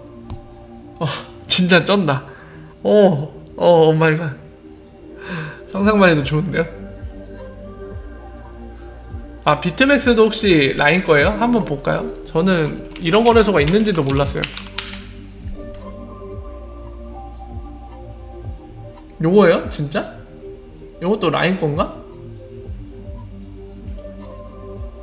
뭐야? 처음 보는데? 너희는 어디 회사냐? 일본 베이스니? 여기? 한국어도 지원을 하네? 중국어 아닌가 이거? 중문이라고 돼 있는 거? 물론 일본 건도 한자를 쓰기 때문에 정확하진 않은데 어쨌든 비트맥스가 실제로 존재하네요. 네, 존재하는데 맞은 거래도 있네. 심지어 뭐냐? 공지사항은 어디 있지? 공지사항 안 보이네. 어쨌든 이런 거래소가 존재하긴 하네요. 비트맥스라는 게.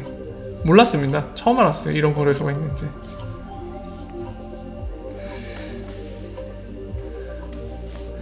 안돼. 세금 안 내요. 우리한테 세금 받으면 욕할 거야. 욕할 거야. 누구한테 감히 세금 받으려고 그래.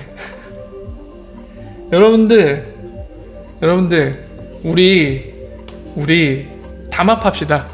우리 담합해요. 여러분들 우리 암호화폐 세금 안 거두려고 하는 쪽을 밀어줍시다.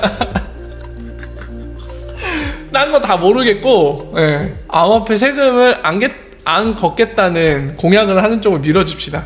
예. 아니면은 세금률을 되게 낮춰주는 쪽을 밀어줍시다. 무조건. 우리 이 부분에 있어서는 한마음 한뜻 아닌가요? 우리의 의견이 서로 다르지 않죠 여러분들. 예. 무조건 밀어줍시다. 무조건.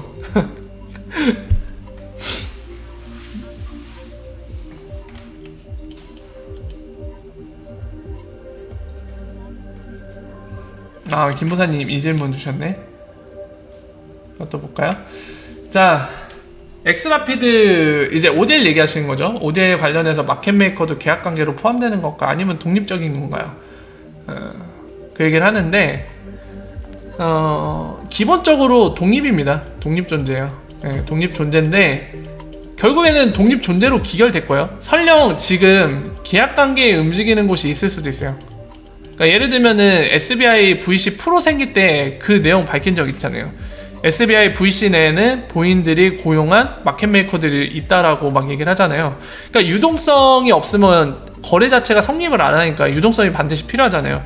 근데 SBI VC 아까 보셨지만 유동성은 바닥이잖아요.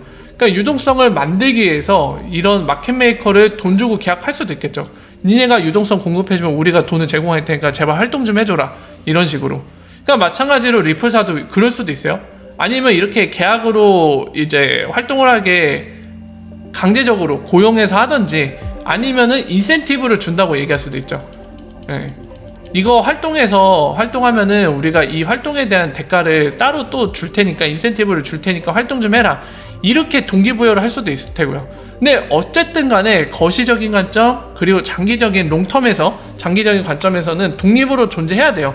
그러니까 리프사라던가 SBI VC라던가 뭐가 됐던 간에, 그리고 XRP가 아니더라도 외환시장, 기존의 법정화폐들 막 있는 외환시장이던 간에 그 시장 자체에 그냥 시장 자체가 규모가 있게 형성이 돼서 그냥 마켓메이커들이 누가 동기부여를 하지 않아도 누군가가 계약으로 뭔가 강제적으로 활동하게 만들지 않더라도 야, 우리가 이 시장에서 우리가 마켓메이커 역할로서 유동성을 공급하면 우리가 수익이 많이 나는구나, 우리 돈 벌고 싶어, 그럼 마켓메이커 여기서 할래 해서 독립적으로 활동할 수 있는 상황이 되는 게 가장 좋아요.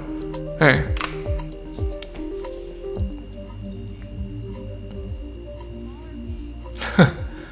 야, 김부사님 엄청 공부하시네. 네. 우리끼리 하는 게 더 빠르다고요?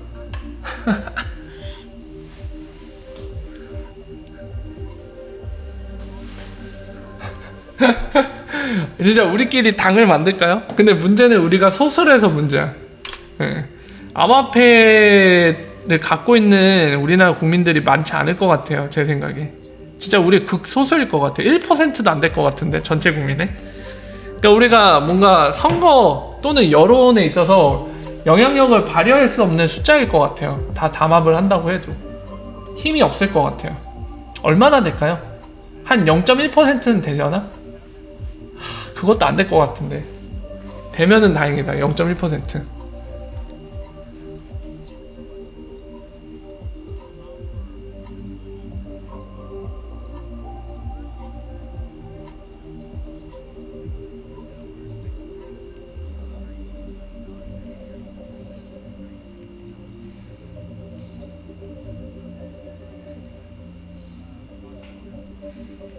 (0.3%) 감자바오님 너무 긍정적으로 생각하시는 것 같은데. 0.3%요?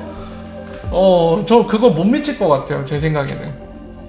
턱도 없을 것 같아요. 택도 없을 것 같아요. 0.1%도 안 될 것 같아요, 제 생각에. 예, 가수님 워라 어서오세요. 반갑습니다. 1%나? 당산찬우님은 긍정적으로 보시네요. 1%나 있다가 그러면 다행이긴 할 텐데. 자, 그러면 전체 인구 대비 말고, 그러니까 성인, 예, 유권자, 예, 유권자를 이제 전체를 따졌을 때 유권자 중에 얼마나 이제 암호화폐를 보유하고 있을까, 예, 또는 암호화폐에 대해 긍정적인 시각으로 바라보고 있을까 따지면은 1%는 될까요? 되려나? 얼마나 될까요? 저도 최대한 많았으면 좋겠어요. 한 30% 넘으면 너무너무 좋겠거든요. 30%면 절대 무시할 수 없잖아요. 유권자 중에 30%가 암호화폐를 긍정적으로 생각하고 있거나 또는 암호화폐를 보유하고 있어요. 예, 그러면은 세금자도 못 꺼낼 텐데, 지금 얘기 꺼낸 거 보니까 그 정도는 아닌 것 같고요. 정황상 세금 얘기를 뭐라 해야 될까요? 눈치도 안 보고 꺼내는 거 보니까 우리는 상당히 적은 숫자 같아요. 아무리 봐도 정황상. 패스파인딩. 패스파인딩은 리프사 솔루션이 제공하는 겁니다. 리프사 솔루션. 네. 솔루션이 가장 저렴한 경로 찾아주는 거예요. 그래서 화면에 보여주는 거예요. 그러니까 그거예요. 이제 김무사님 질문 주신 거는, 자, 머니그램 거를 비유 드릴게요. 김무사님 이제 질문은 그겁니다. 이거 한번 보러 가죠. 세금 얘기를 해보고 있었는데 잠깐만 이거 보다가 갈게요. 자, 김무사님이 궁금하신 게 그거라고 해요. 패스파인딩은 여러분들, 자, 리프사가 세틀먼트 할 때 사용하는 방법인데 뭐냐면은 그거예요. 사실 1대1이 아닐 가능성이 높거든요, 실제 송금할 때는.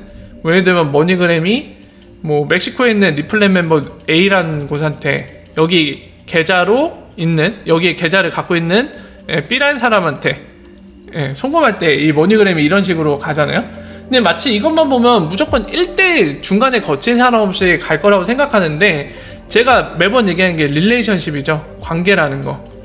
예, 직접 계약 관계가 아니면은 이런 식으로 다이렉트로 못 줘요. 그래서 만약에 머니그램이 얘랑 직접적인 관계 없다, 또는 이 B라는 애가 다른 데 계정을 갖고 있어요. 이렇게 C라는 거. 근데 얘는 리플렛 멤버 아니야. 머니그램 근데 얘랑은 관계 있는데 얘랑은 관계가 없어요. 그러니까 얘랑은 없어요.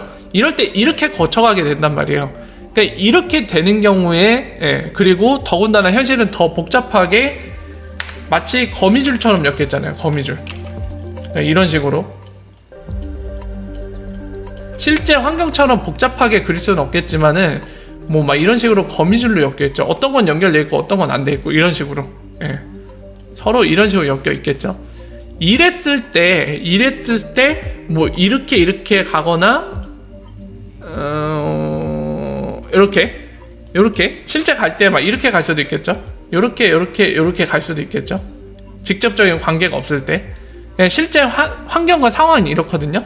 그러니까 이럴 때 어떻게 가는 게 최적의 경로냐, 뭐 이렇게 가서 이렇게 가는 게 최적이냐, 그러니까 이렇게 가는 게 최적이냐, 그러니까 예를 들면 이렇게 가는 게 최적이냐, 아니면 그린색 이렇게 가는 게 최적이냐, 이거를 찾아주는 게 패스파인딩이에요. 길을 찾아준다는 의미랑 똑같은 의미죠. 자, 요건데 자 설명을 드릴게요. 자, 실제 솔루션 어떻게 진행되냐면, 자 이제 예시를 들면서 보여드릴게요. 패스파인딩이 어떤 식으로 적용이 되냐면, 자 우리는 지금부터 이 상황 설명을 위해서 우리가 고객 역할을 할 겁니다. 자, 지금부터 제가 고객이에요. 머니그램 고객입니다. 자, 룰루랄라 갑니다. 자, 그래서 나는 미국에 사는 고객이라 노스 아메리카를 선택을 해요. 자, 나는 유나이티드 스테이츠, 자 넘버원, 넘버원 미국에서 살아요. 잉글리시. 자, 내 소속을 밝히고 이제부터 머니그램 통해서 송금을 하고 싶어요. 저는 이건 뭐야? 트라이 패스트 샌드 나우. 이거 뭐냐? 새로운 서비스가 나온 것 같은데요? 뭔데 이거? 궁금하니까 눌러봤어요. 잠깐만요. 체프웨어 텍스트 메시지. 비자로 지불하고 비자 데뷔 카드로. 이거 비자 그거 이용한 거네요. 비자 다이렉트 이용한 서비스네. 어쨌든 자, 이어서 볼게요. 자, 머니그램 예를 들어서 저는 이제 멕시코로 송금을 할 거예요. 고객이에요. 돈을 좀 보내고 싶어요. 한 100만 달러 보낼 수 안 되네요. 1000달러까지, 아니 990달러까지가 리미트면 900달러를 보낼 거예요. 자, 900달러 입력을 하고 멕시코고, 자 보시면은 이렇게 멕시코에 어떤 지역인지 여러 개 있는데 이거 뭐라고 읽어야 되는지 모르겠지만 이 지역으로 보낼 겁니다. 그래서 수수료가 얼마 나올지 볼 거예요. 자, 이제 데비카드, 아까 보신 것처럼 이런 비자라던가 마스터카드 데비카드로 하면 수수료가 10달러나 14달러에 가깝게 드네요. 예, 그지 같죠? 자, 그래서 온라인 뱅크 하면 0달러라 이거를 선택을 했어요. 자, 그리고 받는 쪽에서도 은행 계좌로 받으라고 이거를 했어요. 예, 은행에서도 이걸로 받기를 원해서 이걸로 했고요. 보면은 이제 은행들이 있죠. 예, 은행들 여러 개가 있는데 이 중에서 하나 고르면 되죠. 뭘로 할까요? 올뱅크? 네, 올뱅크로 할까요? 자, 이랬을 때 이런 식으로 뜨잖아요. 이 900달러 보내면 16,902.9페소로 이렇게 보낼 수가 있죠. 자, 그렇죠? 이거 누르면 보냅니다. 고객 입장에서는 중간 과정이 중요하지 않아요. 그죠? 어쨌든 중요한 거는 제가 만약에 이걸 샌드를 누르면은 머니그램한테 이제 부탁을 한 거 아닙니까? 900달러? 900달러를 멕시코 페소, 예, 이 멕시코에 있는 은행 계좌로 보내달라고 한 거죠. 예, 받는 사람한테. 그러면은 미리 이제 정보를 보여준 거죠. 얼마로 도착을 할지, 수수료 얼마인지 미리 사전에 얘기해 준 거죠. 이렇게 도착한다는 거잖아요. 자, 이렇게 결정을 내리면 결국에 머니그램이 뭘 해줘야 되죠? 이 고객이 나한테 비용을 지불하고 나서 예, 요청한 이 서비스를 처리해 줘야 되잖아요. 그죠? 그래야지 돈을 받을 거 아니에요, 대가를. 자, 이걸 해줄 건데 해줄 때 이제 김부사님이 궁금하신 건 그거예요. 만약에 머니그램이 이렇게 요청이 들어왔으면 지금 ODL 사용 구간이니까 뭐 머니그램이 예를 들어서 이제 뭐 패스파인딩 써갖고 막 우리가 최적화된 경로를 찾아서 이렇게 보내주는 건지, 아니면 그 어떤 로직에 의해서 이게 적용이 되는 건지 패스파인딩 그거를 물어보시는 거잖아요. 예, 리프사 솔루션이 최단 루트를 찾아서 그냥 찍어서 처리해주는 거예요. 예, 이거를 머니그램이 막 능동적으로 야 지금 뭐 예를 들면 중간에 누구를 거치면 싸고 아까처럼 이 경로를 이제 탐색하는 게 아니란 거죠. 이게 A가 머니그램이라고 하고 B, C 이렇게 D가 있으면은 설명을 해서 예시를 드릴게요. 머니그램이 능동적으로 하나하나 클릭하면서 야 B로 간 뒤에 D로 가는 게 싸네, 또는 이 노란색 경로 C로 간 뒤에 D로 간 게 싸네, 이거를 막 가격 비교하면서 능동적으로 하나하나 찾아내는 게 아니라 솔루션이 가장 저렴한 경로로 그냥 가주는 거예요. 이게 저렴하면, 파란 게 저렴하면 이걸로 그냥 처리를 해주는 거예요. 리프사 솔루션이. 그게 패스 파인딩이에요. 자동으로 최적화된 경로를 찾아주는 게. 예. 요겁니다. 요거. 그러니까 좀 이해가 되시죠? 머니그램이, 리프사 솔루션 쓰는 머니그램이 능동적으로 자기들이 막 비교도 하고 찾고 이게 아니에요. 예. 그게 아니라 솔루션이 자동으로 최적화된 길을 찾아서 제공하는 거예요. 그냥 처리하면 되는 겁니다. 이렇게. 아, 폴리사인 프로젝트도 얘기 나오네요. 예, 그 어제 설명드렸거든요. 어제 거 한번 봐보세요. 어제 거. 예. 공개되어 있는 내용을 토대로 예, 그런 것들을 어제 좀 정리를 했었습니다. 그래서 어제 내용은 참고하시면 될 것 같아요. 여러분들 저녁 식사 하셨어요? 하셨는지 모르겠네.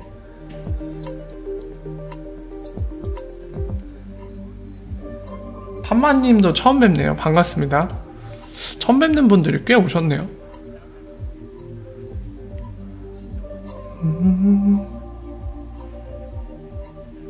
에이? 대기화면이 떠요? 헐.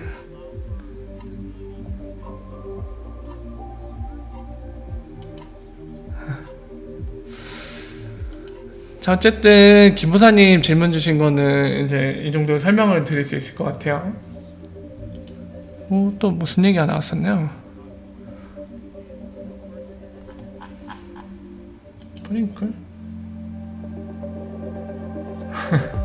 맞아요. 지금 암호판은 사기판이에요. 진짜 사기판. 네. 투기판. 지금의 현실이죠. 이게 실제적인 그게 없어요. 네. 유스케이스가 없다 보니까 투기판일 수밖에 없죠.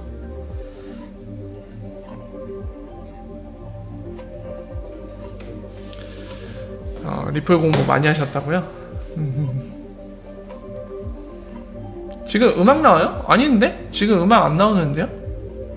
음악 나오고 있나요, 여러분들? 이상하다? 음악 아닌 것 같은데? 아, 지금 식사하고 계시구나. 여러분들 맛있게 드십시오. 예, 불금인데 식사라도 맛있게 편하게 하시길 바랍니다. 제가 계속 몸이 안 좋아갖고 예, 솔직히 요즘 오늘 특히 분위기가 더 그러는데 그 바이러스에 걸린 거 아닌가 좀 걱정이 됐었거든요. 증상이 꼭 같아갖고. 아, 근데 다행히 오늘 병원 갔다 왔는데 아니라고 해갖고 다행이네요. 여러분들도 건강 잘 챙기십시오. 예, 점점 확대되는 분위기인데 이 정도로 잘 마무리됐으면 좋겠어요. 점점 확대되는 게 아니라 이 이슈는 깔끔하게 좀 정리됐으면 좋겠습니다. 통제가 돼갖고.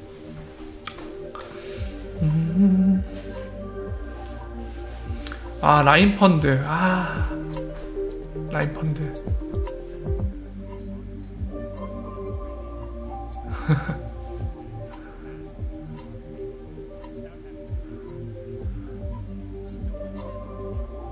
아, 그래요? 자, 그죠? 아, 그 사모펀드 이런 것들 진짜 위험한 것 같아요. 그 환매 중단이 되게 심각한 상황이거든요. 그러니까 내 자산을 그거를 바꿔서 달라는 건데 그걸 못 해주겠다는 거잖아요. 유동성이 안 되니까. 진짜 심각한 상황이죠. 그게 이제 뭐라 해야 될까요? 그 채권자가 야, 너 채무 이행해, 내놔 내 돈, 이렇게 했는데 못 주잖아요. 근데 가장 어떨 때가 문제냐면 그 채권자가 그 돈을 못 받으면 자기도 누군가한테 채무 이행을 못한 경우, 그리고 이게 체인처럼 연쇄사슬로 다 엮여있는 경우, 그럼 진짜 그때가 바로 예, 한쪽이 부도 처리 내면서 도미노처럼 다 부도된 상태로 돼갖고 다 줄줄이 자빠지면은 그게 바로 경제위기죠. 예, 제2의 IMF 사건이 될 거고요. 미국 모기지론 이런 거 다 결국에 우리 IMF 때도 예, 물론 그 근본은 외환 위기긴 하지만 예, 그 안에 들여다보면 결국엔 연쇄부도거든요. 예, 이런 거 채무를 이행할 수 없으니까 같이 그냥 부도라는 도미노에서 다 같이 줄줄이 그냥 무너진 거예요. 계속 연쇄적으로 채무 불이행, 채무 불이행, 채무 불이행, 채무 불이행. 예, 경제위기죠. 박살 나는 거죠 그때.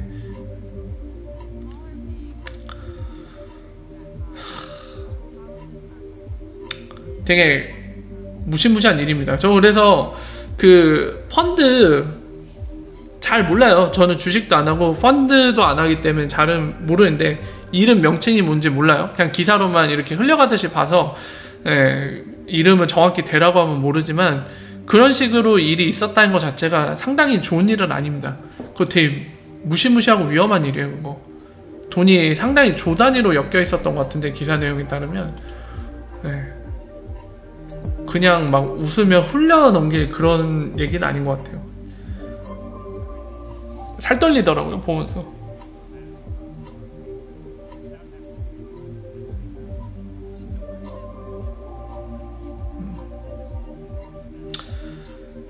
암호화폐 판이 더 낫다고 평가할 수도 있는데 도토리 키재기 아닌가요? 지금의 암호화폐 판은 진짜 똑같은 것 같아요. 그냥 심심하면 펌핑하고 심심하면 덤핑. 그냥 내리꽂잖아요 가격을 막. 진짜 알 수가 없어. 그냥 지들 마음대로 해. 그냥 왔다 갔다 왔다 갔다. 최강 사기판 진짜. 아 이거 진짜 너무 심한 것 같아요. 저는 이 암호화폐판이 사기판에서 벗어나려면은 이 친구부터 정리를 해야 되는 것 같아요. 제 개인적인 의견입니다만 제가 생각할 땐 그래요. 이 친구부터 싹을 잘라야 되는 것 같아요. 이 친구 요거 얘 빨리 암살시켜야 돼요. 얘. 야 이런 사기가 어딨어요 이거. 아니 되게 웃기지 않아요 여러분들? 생각할수록. 자 보세요. 얘가 발행한 총량 집계한 게 여기 보시면 100만, 1000만, 억, 10억 46억 달러나 발행했거든요 총? 그러면 여러분들 4조, 5조에 가까운 돈이에요. 5조 원이에요 우리나라 돈 따졌을 때. 근데 되게 웃긴 건 뭔지 아세요? 얘네가 테더 재단이 이 5조 원치를 발행을 했단 말이에요 암호화폐를. 근데 되게 웃긴 거는 지들이 이거를 담보를 잡은 거잖아요. 그러니까 고객들한테 5조 원치 발행하면서 야 니네가 언제든지 원하면은 이 가격 가치를 1달러로 고정시켰으니까 우리가 5조 원치를 갖고 있어갖고 언제든지 원하면 니들이 원하면 바꿔주겠다라는 게 얘네들의 주장이잖아요. 근데 왜 5조 원치를 예치를 안 해놓냐고. 그 돈 어딨냐고. 담보금 못 바꿔주면 어떻게 책임질 건데. 완전 스캠이라니까요. 무에서 유를 창조해놨어요. 얘네 정확히 어느 정도 예측은 갖고 있는지 모르겠지만 지금까지 기사로 밀어볼 때 절반도 안 갖고 있어요. 절반도. 한 절반보다 좀 못 미치게 한 2조 원 정도 갖고 있다고 쳐봅시다.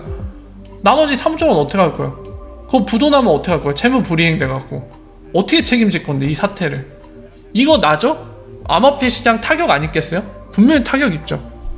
이 지금 채무 불이행한 돈으로 뭔가 어딘가에 투자가 돼갖고 가격이 올라있을 텐데 이거 이런 사단이 일어나갖고 다 도미노처럼 무너지기 시작하면 어떻게 될 것 같으세요? 여러분들 생각에?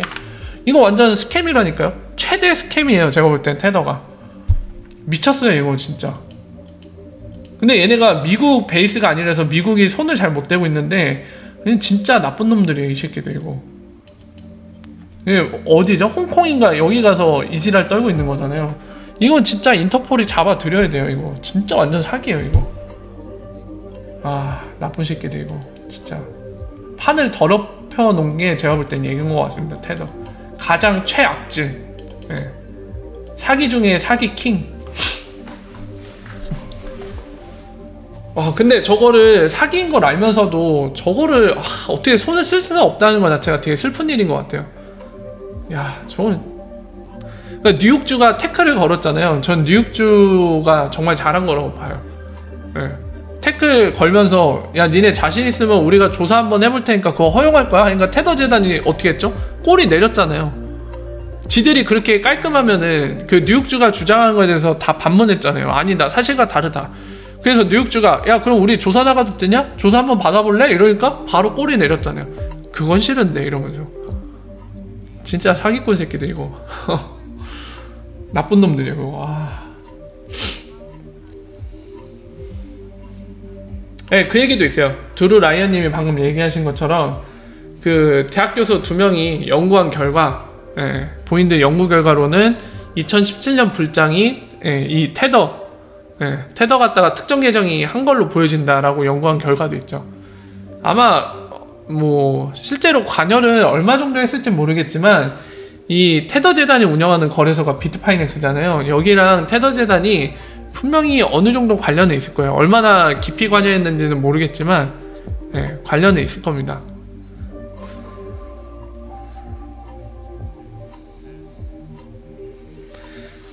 테더는 반드시 사라져야 됩니다. 제 생각은 그래요. 개인적인 생각은 테더가 사라져야 암호화폐판이 깔끔해진다고 생각을 해요. 그러니까 어떻게 그거랑 똑같아요. 그러니까 뭔가 악성 종양이 있으면 그걸 치료를 해야 되는데 이거를 어떻게 해야지 되게 지금 상황에서 가장 안전하고 건강하게 치료하는 것인가, 이런 상황인 거죠. 그걸 도려내야 되는가, 아니면 신약을 개발해서 악성 종양을 다시 정상세포로 돌려야 되냐, 이런 좋은 방법을 고민해서 치료를 하긴 해야 돼요. 어쨌든 테더는 확실하게도 악성 종양입니다.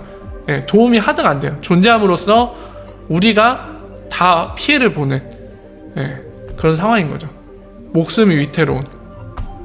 그렇기 때문에 어떻게든 도려내던지 아니면 정상세포로 신약을 개발해서 돌려놓던지 뭔가 조치는 반드시 필요합니다. 테더는 악성 종양.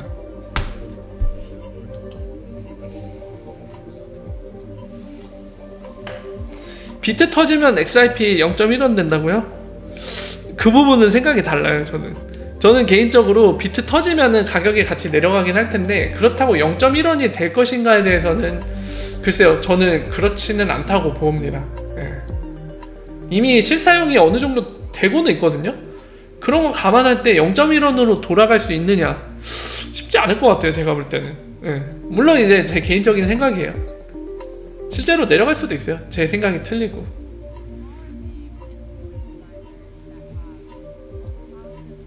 환자는 이미 늦었습니다. 양아치 제드가 사라져야 XRP판이 깨끗해짐 하는데, 저도 바라는 바지만 사라질 수가 없을 만큼의 물량을 쥐고 있습니다. 안타까운 일이죠. 제드가 본인이 홀딩하고 있는 XRP 다 팔려면 몇 년은 걸릴 겁니다. 꾸준히 팔아도 몇 년 걸릴 거예요. 우리 이 제드 친구, 오늘도 팔고 있는지 볼까요? 이 친구는 하루도 빠짐없이 열심히 팔고 있었거든요, 최근에. 오늘도 꿋꿋하게 팔아먹고 있는지, 욕을 많이 먹어갖고 장수의 꿈을 실현하고 있는지 한번 봅시다.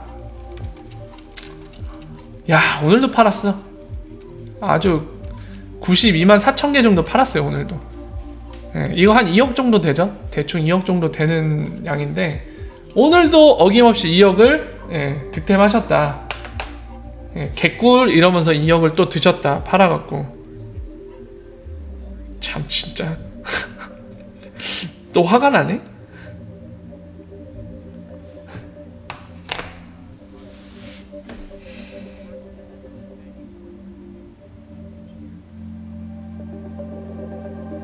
(26년이요) 26년까지는 안 걸릴 텐데요. 잠깐 볼까요?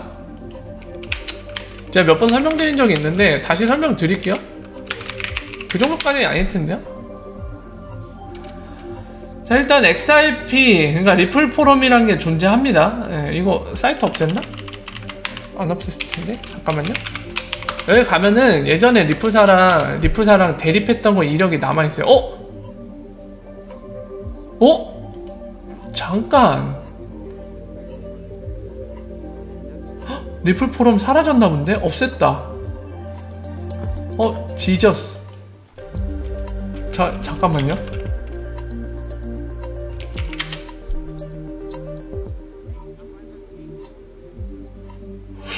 호호, 잠깐만요, 여러분들. 리플사가 홈페이지 개편하면서 없앤 거 같죠, 지금?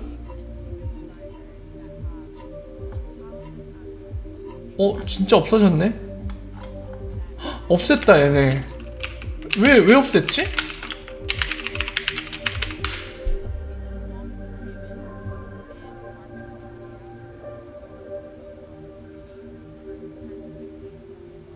없앴어. 아니, 잠깐만, 있다. 다행이다. 깜짝이야. 잠깐만, 이거 안 열리는데? 없앴나 본데요? 안 되는데? 왜 없앴냐? 야! 없앴어.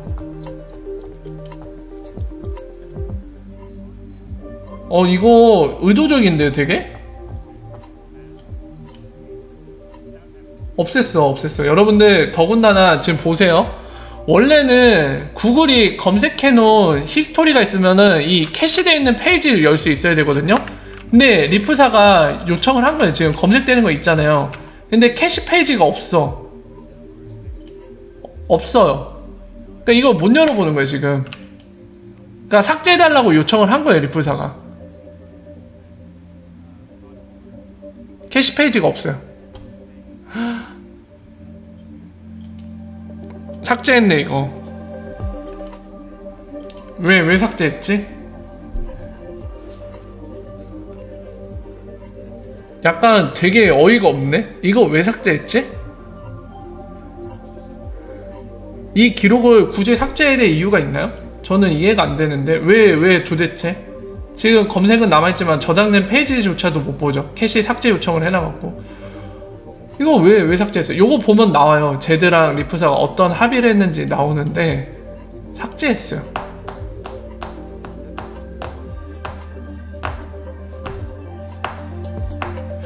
기분 되게 나쁜데 이거? 삭제 이유가 없잖아 이거. 왜 삭제?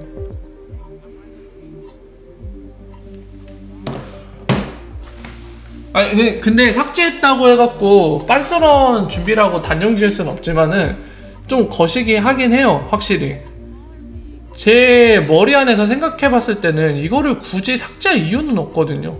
아무리 생각을 해봐도 지금 머리를 막 굴리고 있는데 리프사 입장에서 이거를 삭제해야 될 이유가 있을까?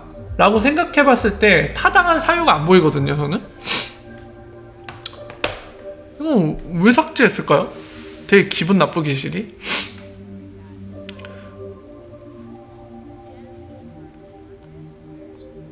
참나. 왜 삭제했지? 뭔가 그럴만한 이유가 있나? 아무리 생각해도 없네. 모르겠다. 예 맞아, 찝찝한 그 느낌인 것 같아. 딱 삭제 안 해도 될 것 같은데 삭제를 해놓으니까 우리 입장에선 찝찝할 수밖에 없죠. 진짜 잘 봐야 돼요 여러분들. 예. 저는 리프사를 항상 의심의 눈초리로 보고 있습니다. 예. 우리를 위해서 일하고 있는 게 아니잖아요. 얘는 확실히 본인들 돈을 벌기 위해 일을 하는 거지. 예. 항상 매의 눈으로 쳐다봐야 돼요. 리프사에 질문 해볼까요? 근데 답변 안 해줄 것 같아요. 예.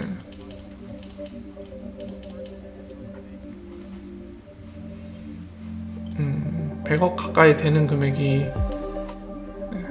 작다고는 안 보는데요 하시는데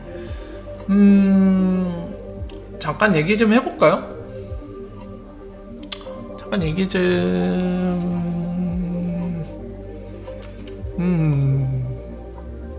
아니 근데 이거는 이제 모두의 초유의 관심사죠. 이건 누구나 다 관심 가질 만한 내용이긴 한데 지금 김부사님이 이제 질문 주신 게 그거거든요.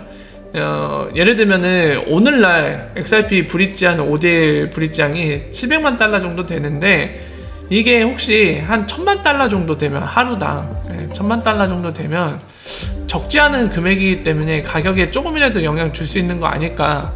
이거에 대해 어떻게 생각하냐 이제 물어보신 거죠. 제 생각도 한번 얘기를 해달라고. 근데 이걸로도 안 되지 않을까 싶어요. 왜냐면 만약에 1000만 달러 정도 된다면 영향을 줄 수 있다고 하면은 사실 700만까지 왔으면은 1000만 달러 되기 전에 되기까지 한 300만 달러 남은 거잖아요. 그럼 지금이라도 약간 미세한 뭔가 영향력이 있어야 되죠. 이게 무슨 스위치처럼 온 오프 했을 때 딱 2개 단계의 명확한 갭이 있는 그런 문제가 아니잖아요. 약간 연속성이 있는 거잖아요. 1000만까지 그냥 숫자 하나씩 올라가면서 막 갈 수 있는 거잖아요. 그러면 중간에 어느 지점부터 이렇게 조금씩 변화가 있어야 되는데 뭐 이런 건 아니겠죠? 전혀 영향 못 주다가 갑자기 1000만 달러 되는 순간에 뽁 하면서 올라가는 건 아닐 거 아니에요. 그죠? 어느 시점부터 이렇게 영향력을 조금씩 주기 시작하면서 올라가겠죠. 영향력이. 그런 걸 감안할 때는 지금 700만이면은 사실 적게라도 좀 뭔가 보여야 되는데 그게 사실 지금 상황 보면은 제 느낌으로는 아직도 영향을 주는 걸로 보이진 않거든요. 그래서 그런 걸 고려한다면 1000만 달러도 힘들지 않을까 이런 생각이 들어요. 더 돼야 되지 않을까. 더욱더.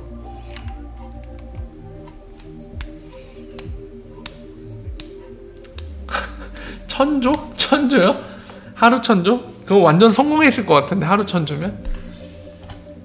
자, 외환시장 한번 볼까요? 네, 갑자기 외환시장 궁금했어요. 외환시장 달러 하루 거래량 데일리. 이거 영어로 합시다. 다 영어 자료가 검색될 확률이 더 높으니까 데일리 볼륨?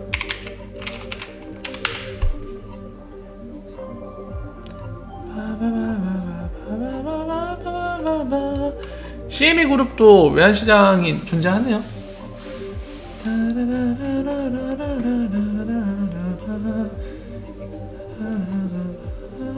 오, 다 달러 페어야. 캐나다 법정화폐, 이제 영국의 스티얼링, 파운드, 그리고 브라질리언. 예. 다 달러랑 페어돼 있죠, 외환시장. 야, 진짜 어마어마하다. 예. 다 죄다 달러, 죄다. 볼륨 한 12만. 합산도 나와있나? 네, 여기 보이시죠? 다 달러가 기축이야. 달러 베이스로 다 돼있어요. 네, 어마어마하네요 진짜. 얘 단위가 뭔데? 단위가 있는 거 아닐까요? 단위 안 나와있나? 단위 어디에 나와있냐? 옵션도 있네. 콜옵션으로 돼있고. 단위가 안 나와있냐 왜?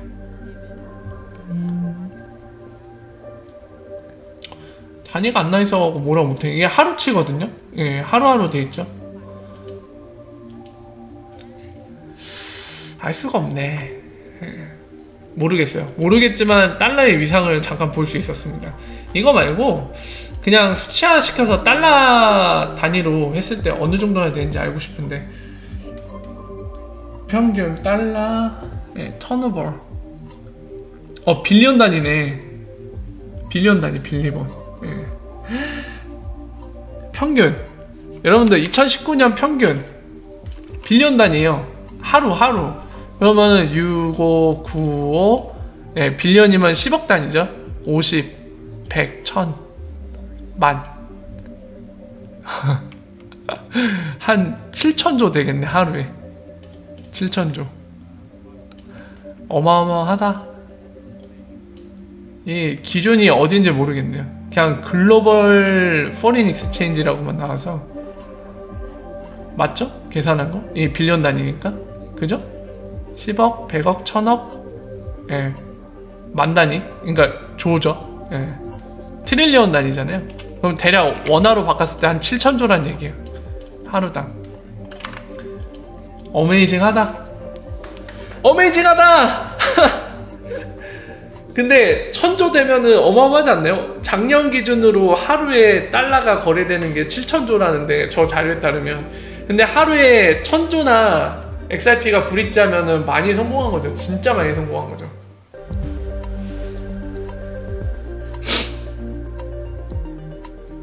네, 토이베베님 오라 어서오세요. 반갑습니다. 그러게 하루에 조 단위는 찍어줘야 되는 것 같아요. 제가 볼 때 조 단위 정도는 찍어줘야지 명함을 내밀만 한 것 같습니다. 왜냐면 그 얘기 하잖아요. 물론 언제부터 가격에 임팩트를 줄 수 있는지는 예, 되게 어려운 문제 같아요. 근데 적어도 오늘날 이 투기 목적으로 거래되는 게 볼륨이 그래도 조단이 나오거든요. 지금 보면 21, 100만, 1000만, 억, 10억 예, 20억 달러, 21억 달러 정도 되거든요. 예, 그러면은 곱하기 1000 하면 예, 조잖아요. 조단위 2조 정도 나오잖아요. 투기 목적으로 거래되는 게. 이 조 단위 정도 나와야지 반반 싸움이 되기 때문에 ODL이 예, 조 단위 나와야 되는 것 같아요. 그래야지 뭔가 얘기가 될 수 있을 것 같아요. 저 투기. 그러니까 적어도 잘 생각해본 여러분들 저렇게 하루에 한 2조 정도 투기 목적으로 거래되는 볼륨이 나오는 상황에서 현재 가격으로 거래가 되고 있는 거잖아요. 저 볼륨으로. 투기 목적으로 했을 때요.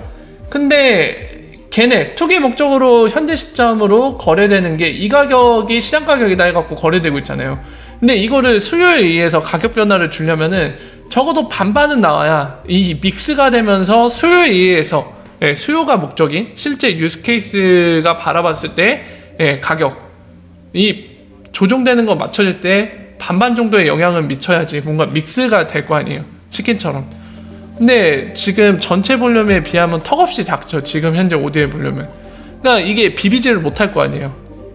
아무리 이제 실제 사용해서 생각하는 XRP의 가치, 시장의 가치가 있을지라도 비비기 힘들겠죠.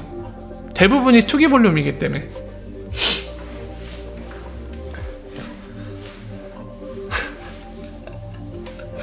호야님과 데빌님의 아름다운 관계 응원합니다. 두 분 잘 만나보세요. 꽁짝꽁짝이 잘 만드시네, 은근히.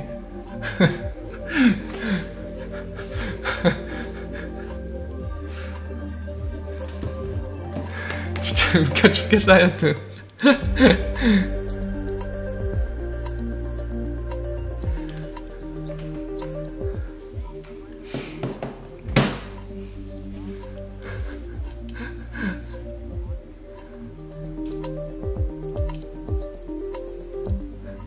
아 웃겨. 아 배 아파. 웃기지 마세요 자꾸. 너무 웃겨 우리 분들. 자 어쨌든 예. 지금 2시간 정도 하지 않나요? 야 2시간 넘게 방송했어 세상에. 예. 아 지정병원 갔냐고요? 아니요 지정병원 안 갔어요. 아니 저는 근데 없어요. 제가 뭐 그 의심자나 이런 사람들 접촉한 것도 아니고 세종에 짱 박혀 있었는데 사실 제가 감염되면 말이 안 되는 거잖아요. 예, 그래서 당연히 아닐 가능성이 높을 수밖에 없기 때문에 지금 상황이. 그래서 그냥 동네 병원 갔어요. 동네 병원. 그냥 일반 감기겠죠. 예.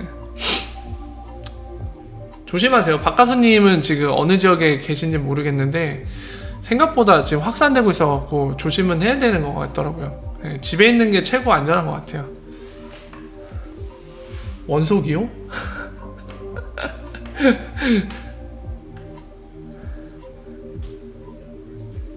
그런 거 반칙이잖아요. 꾼으로 아니 꾼으로 끝나는 것도 반칙이잖아요. 일꾼, 소리꾼, 모모꾼, 사기꾼 이것도 다 반칙이잖아요. 끝나는 거잖아. 그러니까 필살기잖아요. 필살기. 랜선으로 옮는 거 아니냐고요? 여러분들이 이미 감염되셨습니다. 랜선으로 옮기면은 감자가오님이 아까 낮에 얘기하셨던 건데 영화 링이죠 진짜. 네. 온라인에서 영상 보는 것만으로도 감염되면 완전 링. 아 예 빨리 나올게요. 자 어쨌든 네 오늘은 예, 여기까지 정리를 하고요. 예, 여기서 정리를 하고 내일은 이제 아까 말씀드린 빗소 인터뷰 관련된 내용도 예, 좀 말씀드리면서 실제로 빗소가 어느 정도의 볼륨을 뽑아내고 있는지 예, 실제 내부 정보죠. 빗소가 밝히는 거니까 실제적인 데이터 말씀드리면서 관련된 거를 좀 말씀을 드릴 거고요. 그리고 이제 그거 말고도 SBI VC 또는 SBI 홀딩스 예, 자료들로 관련된 것들 같이 주말 동안에 살펴볼 예정입니다. 이번 주는 특이하게 주말에도 방송이 진행될 것 같습니다. 될 것 같고요. 몇 시 할지는 지금으로서 정확히 알 수 없는데 어쨌든 내일과 내일 모레도 방송이 있을 것 같고요. 이번 주말은 예, 방송도 있겠지만 제 개인적으로는 좀 약간 휴식을 하면서 몸 상태를 회복해야 되는 그런 시간이 아닌가 싶네요. 낮에는 열심히 회복을 하고 그리고 저녁에는 예, 방송을 하고 뭐 공부도 하고요. 약간 그렇게 보내야 될 것 같네요. 여러분들은 어떤 계획을 갖고 계신지 모르겠는데요. 예, 주말 동안에 이 뒤숭숭한 사회 분위기와 다르게 건강하게 예, 그렇게 보내시기를 바랍니다. 자 오늘은 여기서 마무리 짓고요. 예, 마무리 짓고 예, 그리고 주말 동안에 다시 찾아뵙도록 하겠습니다. 그리고 저는 간만에 대바대 세상으로 가서 약간 뛰놀아야 될 것 같아요. 약간 스트레스 풀러 가야 될 것 같습니다. 자 그래서 오늘 방송은 여기까지고요. 예, 여러분들 오늘 시간도 소중한 시간 내주셔서 감사하고 여기서 인사드리고 주말 동안에 다시 찾아뵙도록 하겠습니다. 여기까지 팩토리였고요. 예, 여기서 인사드리고 물러가도록 하겠습니다. 월바 주말 잘 보내세요 여러분들. 내일 뵙겠습니다.